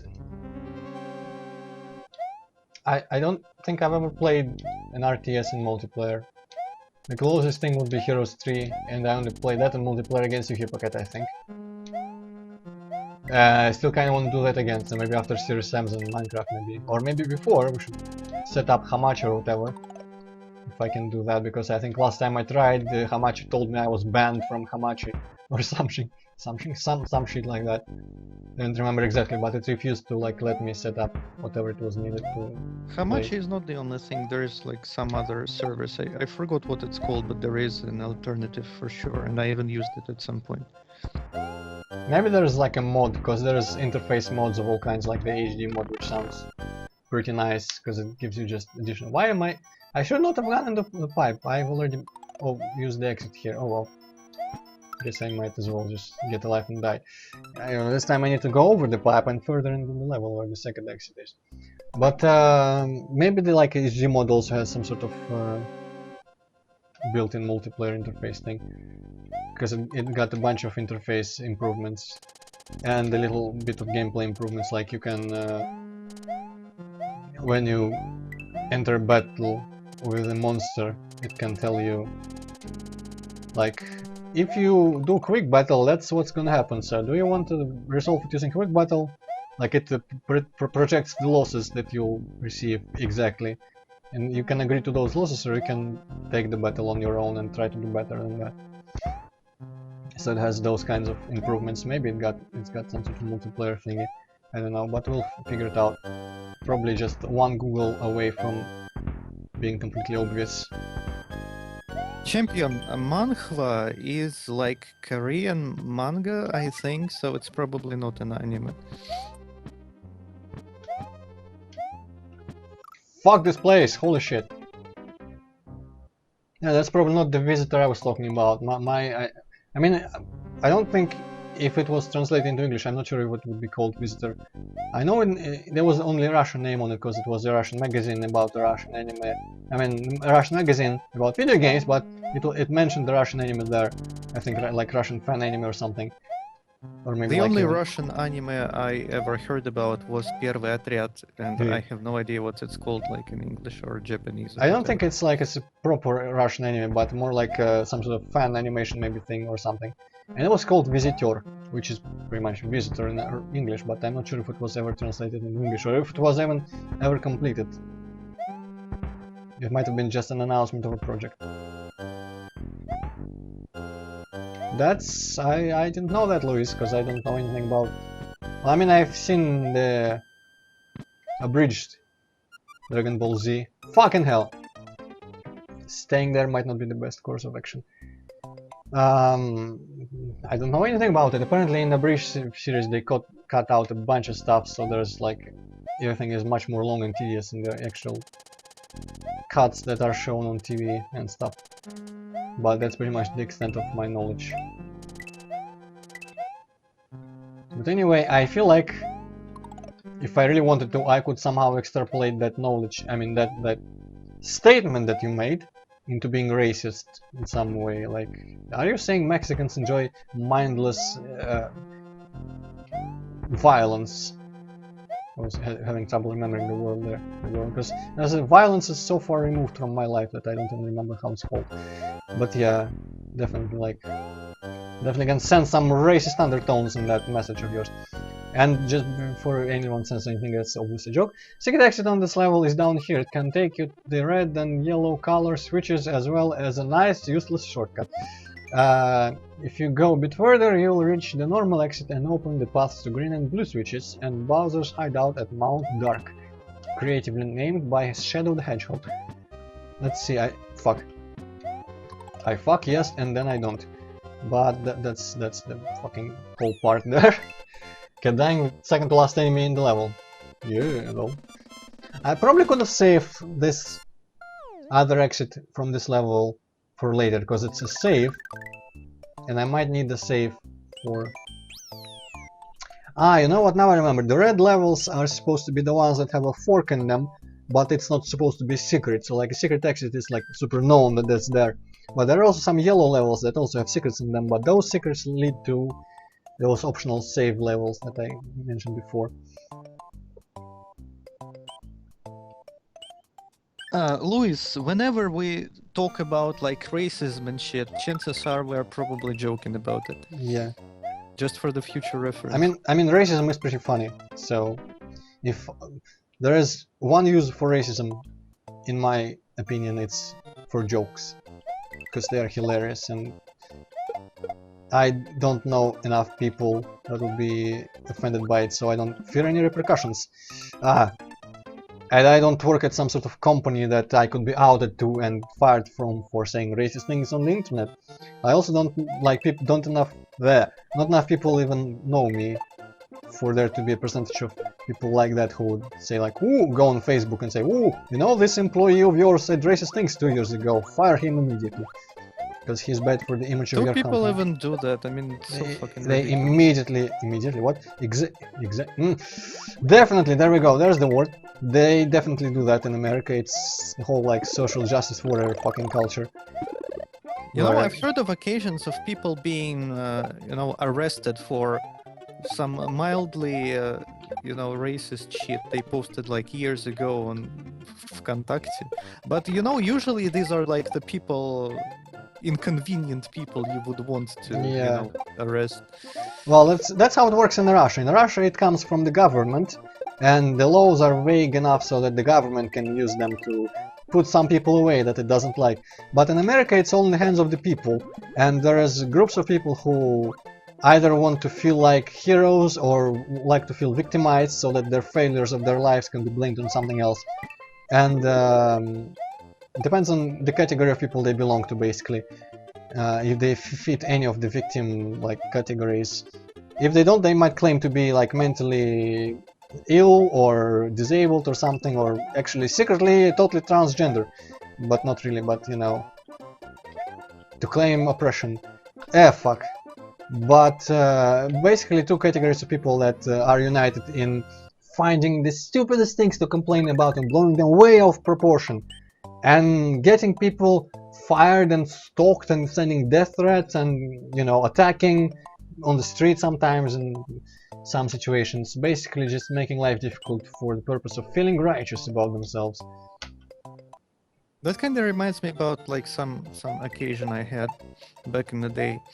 Basically, I just was on a vacation in Crimea, and there was like one guy hanging out in that. Well, what are you laughing about? You'll see in a second in the webcam. I think if it fits in the webcam. One guy hanging. Okay, I'm just watching your webcam then. I know, it should have fit on the webcam, the motion I was making. Basically, when you said one guy hanging, I immediately thought of Screw you, Antroid. Just one guy was hanging out with us, like with me and my brother and like some other people. And the thing is, he was a Jew. Oh, I, shit. of course, didn't know about that, but he didn't wait for a second to tell me about it. Basically, that's like the first thing I learned about him. Like, I'm a Jew. By the way, I'm totally like, Yeah. you watch your fucking mouth. Yeah, and the only thing he ever talked about is about like Jews and anti-Semitism and shit. And basically, whatever we were talking about, he somehow switched the dialogue to like Jews and anti-Semitism. And he tries to convince me that I hate Jews. That was not the case. And I wouldn't even know he was a Jew if he didn't told me like 20 times about that. Yeah, that's so pretty at some much. point, I just asked him, dude, are you trying to pick a fight with me? And he's like, no. You're trying to start shit, but. and then people around just thought I threatened him or something like this. And this guy hates Jews, kill him. Yeah, like. Yeah, pretty much that happened. And I was Well, like, I mean, what if you the say like fuck? you're trying to start shit with me, obviously that's like only a thug would say that. Like you're starting shit with me. Come on, let's go outside. Let's talk like men. And it's probably no, stop threatening me. I don't know. Well, I mean, that's one of the two categories of people that do that in the US and I guess in Europe as well. Actually, from what I feel, it's the smaller category, because the larger category is the same, like, which they complain about white people, but they are themselves white people, but they have white guilt, and therefore they feel the need to like constantly like just completely deprecate themselves. Deprecate what? No. Basically, just kind of hate themselves for what they are and constantly remind others like, look how cool I am, look how progressive I am. I hate myself for being a white person. That's completely retarded, but that's like, maybe it's fucking, how do I keep doing this? Maybe I'm just exposing myself to the most like caricaturistic parts of the internet where there's prevalent, but maybe it's not actually that bad. I don't know. I'm not an authority, obviously, because I don't live in the USA. I've never had to deal with that. But you know those more famous things, like there's one guy, like some sort of scientist, that was talking about how he launched like some sort of rocket or some sort of space And yeah, he was thingamajig. wearing like the shirt. Yeah, landed it on a yeah. comet, but he was wearing a shirt that his like female friend made for him, interestingly enough. But I was like, holy shit, who cares about your fucking space exploration? Or actually what he did was more for like defense against things, I think. Like if you need to throw a meteor off course, you would need to land a thing on it and like explode it or something. I think it was for that purpose. And he proved that it was possible to do that. And they were like, who the fuck cares about that? But look how much you oppress women by wearing that shirt. And basically, if you disagree with a woman for any reason, it's always not because she's making a bad argument or anything, because that's impossible. It's only because you hate women, nothing else. And I'm just enjoying how political we've gotten all of a sudden. But that's alright, because nobody's watching this, and therefore I'm completely safe from like having huge fucking arguments in the chat and stuff like that. Wow, did I just? I don't know. I just. Let's pretend I didn't say that. Oh man. Okay, take note, kids. Playing Mario for a prolonged time can like cause some irreversible damage to your brain. I didn't even think of that word until after I said what I said. I was just like, no, that kind of like, you know, mindless chanting that happens when you play fucking Super Mario for 4 hours. Why it came out as that, I don't know, but like, see, that's a perfect example. Like, normal people would just kind of laugh it off, but there would be people who would just fucking, no, you are so fucking racist, man. Cooper Bean C. Let's ignore all that. Cooper Bean C1 is supposed to be a really entertaining pun Caribbean, but it doesn't really work because it doesn't sound anything like it. Also, I would probably enjoy having a safe spot, a safe place, but no, you know, safe space rather, because we're kind of ending in 20 minutes, and I would. Fuck. Yeah, this level is a bit trivialized maybe by having fire, because all of these situations are much harder without it.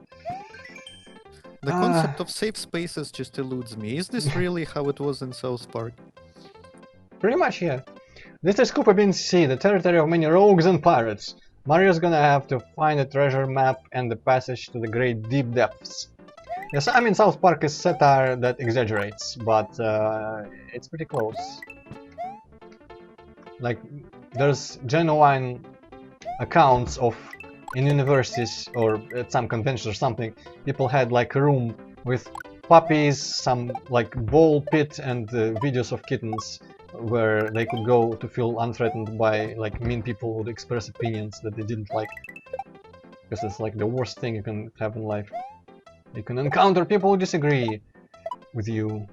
I guess I can somewhat understand, because some of those people think that like, my opinion is that everyone should be equal, everyone should have the same rights. Obviously, if someone disagrees with me in anything, it means they think someone doesn't deserve equal rights, because obviously there's only the two polar opposite opinions.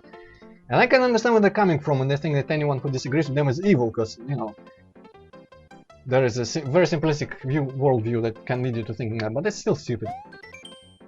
Only the levels with secret exits you have to find to beat the game are marked red. The optional ones you'll have to find yourself. Which is great news, because I don't remember where they are.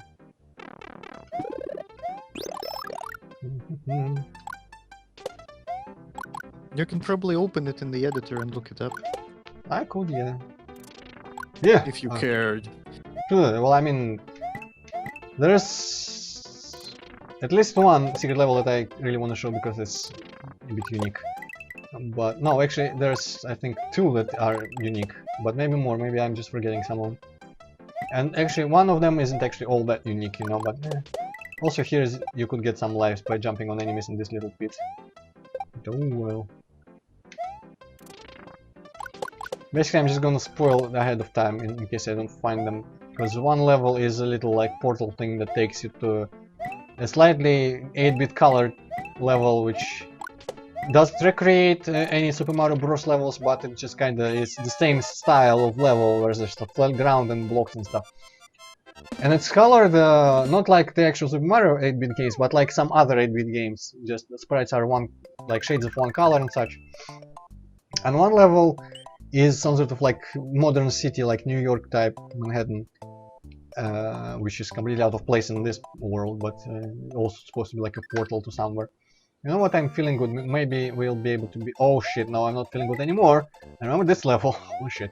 But yeah, maybe we can at least get that pirate fort.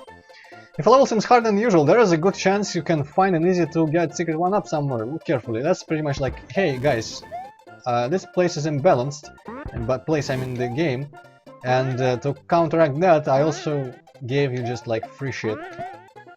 Because that's not an admission of being bad at design. But the obvious secret thing is here. Is here. The one-up mushroom. Avoided the flower, but got the ball in the face.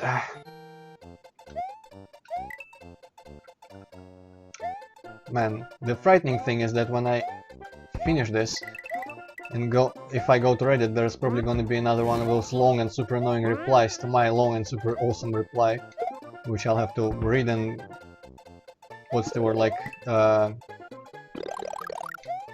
debunk everything and argue everything because I'm obviously correct and the other person isn't.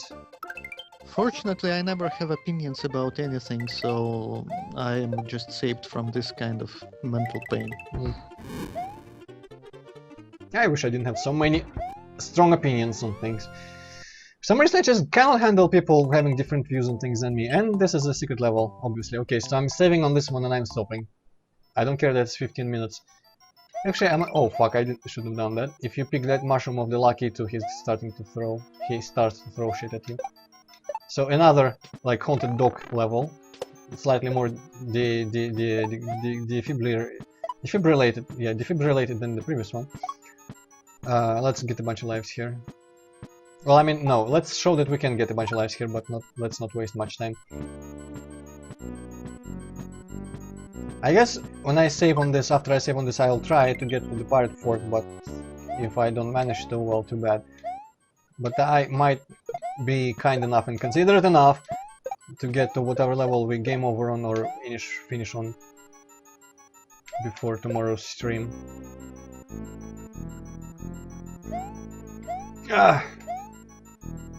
Aren't you supposed to fly away by now?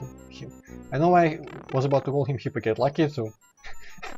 Hippocat, stop throwing spines at me and just fly away! Okay, I kinda like this because the fog here is actually like a legitimate challenge. Adds to the challenge at the very least.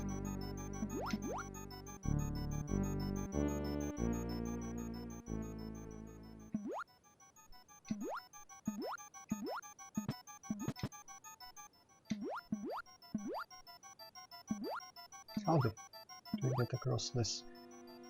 Maybe underneath? Yep. Okay, cool.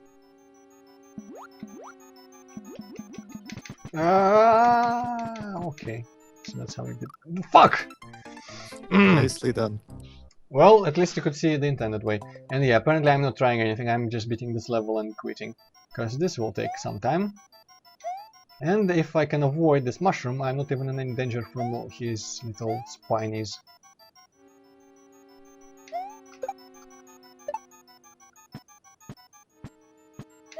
Which would be kinda nice. I'm not sure why he feels the need to give me mushroom first before starting to attack me though. Like he could just... Fuck! He forced my hand! Come on, don't punish me for what I was forced to do. Maybe he like expects to trick you into jumping into abyss or something. There's a fishing lucky on Yoshi's Island and that one just straight up is fishing for Mario instead of hanging a mushroom on his fish hook. Also, I'm just noticing, I'm enjoying the background that I made here because I used the tiles that were supposed to like make up the whole wall with lights from lamps, but instead I made it so like there's just random planks that are fading into the background or something. Oh shit, I fucked myself here completely. Ah! I hope I can beat this level in 10 minutes. At the very least, there isn't that infinite life thing place with the lucky too. And I mean, I keep getting his 1-up as well, so I don't run out.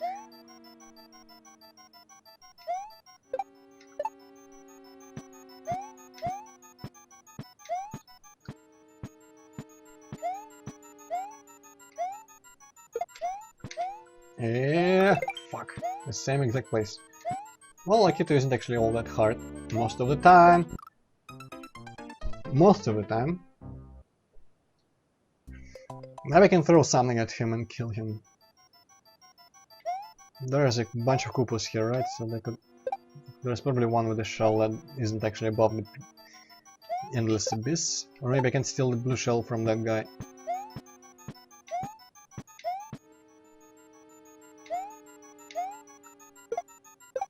Yep, also will save me the trouble of... Fuck, yes, okay, not fuck. Save me the trouble of having to jump over it.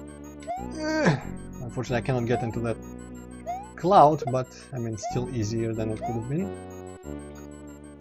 Oh, much easier in fact. Alright. Still in one piece. Just got to get through the water part and we can save. Man, restricting like saving capabilities for players like this is a bit assholeish, but No, I enjoy the idea of save points instead of quick saves, but I think limiting the number of times you can save at save points is just too much. If only for a separate, like in one of those games you were playing Hippocat, didn't you have like limited saves per level, per mission? Yeah.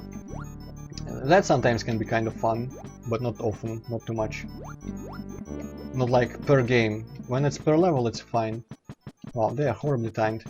Even per level it's kind of stupid because you still need to like play ahead, then die, and then you know that there is a hard part coming, so you know when to save, and then you just play further and you die again at the next hard part. So kind of like wow. The fog here is lining up like just incredibly where it obscures the pictures. But I think the only one game that had that sort of limit was Max Payne that I played. One of the, or maybe all of the Max Payne's like super difficult modes have limited saves. It was kind of fun. There were some other games, I cannot remember at the top of my head, but there was some other game where I had limited saves. I feel like it is some sort of game like Deus Ex or Thief, but neither of those I think had limited saves. But some game like that, and it was kind of fun.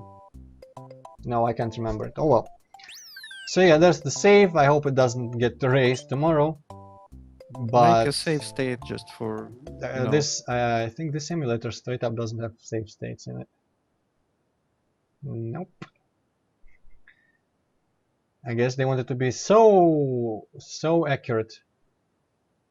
I guess it has cheat code editor, but that's not the same thing. Is there maybe pause emulation? No. Advanced? No, advanced is just no. It just straight up doesn't have any sort of feature like that. Oh well. I'll look into this level though, because I remember the second part of this level being like bullshit.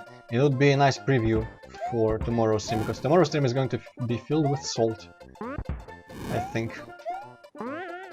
So you're gonna be playing League of Legends tomorrow? Almost. Almost. I think, considering I don't know nothing about how League of Legends is played, it would probably be about as difficult for me to play as the later levels of this hack. And I would have someone to blame, because like past me for the difficulties I will have. So it's kind of like blaming your teammates. Fucking shoot already, Jesus Christ. Yeah, kind of like blaming your teammates in League of Legends, I guess. Am I right in remembering that it's like the main point is the source of all salt is that like everything like littlest mistake your teammates do, it's always like a big thing, fucks up everyone, and so everyone hates everyone. That's the opinion I have, that's the idea I have, maybe that's not entirely true. I think I heard it from somewhere else too. So like everyone can make a simple mistake that fucks up everything, and so everyone else is gonna hate them for it. Because it will cost them a match, at least they would think so. If they lose, obviously because of those like 3 people that made mistakes. Okay, I need to use him like that. And this might be just here. Whoa, I should not have survived that. This, by the way, this is meant to be like a sand castle of some description. But yeah, okay, so this place is bullshit, because you need to lure this Pokey out, and while you do that, you need to avoid all these balls. And there's that Pokey, so if you jump backwards, you have to be careful about it, so that's gonna be fun tomorrow. Well, last 6 minutes of the stream, or 5, I'm gonna be attempting that level, because, you know, I'm not gonna beat it today, but still, a bunch of attempts. You'll be able to discern if you want to come tomorrow and watch this crap, because a lot of the future levels of this hack are gonna be like that. Or just, what is the most like dickish situation I can make with these enemies? Oh, not gonna go there for the thingamajigs because of all the baseballs. Can fuck me up. I don't think this key can kill anyone, so it's not actually useful to carry in the slightest.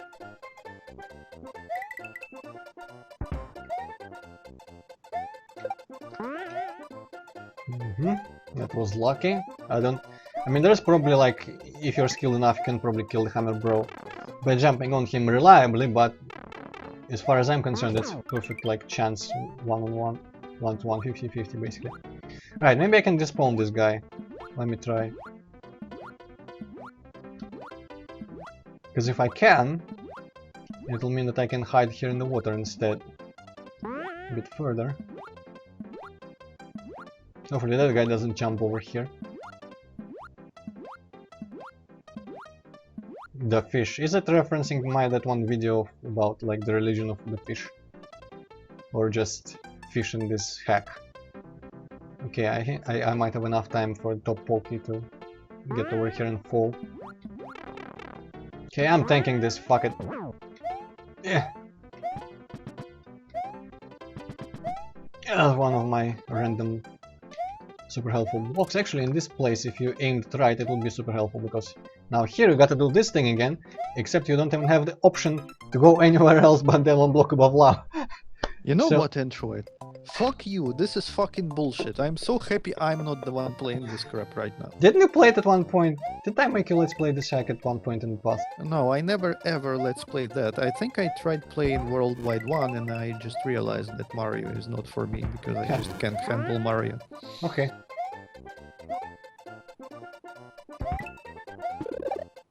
I think I made that one lady from Doom World. Air goes down, ear goes down. Play through these.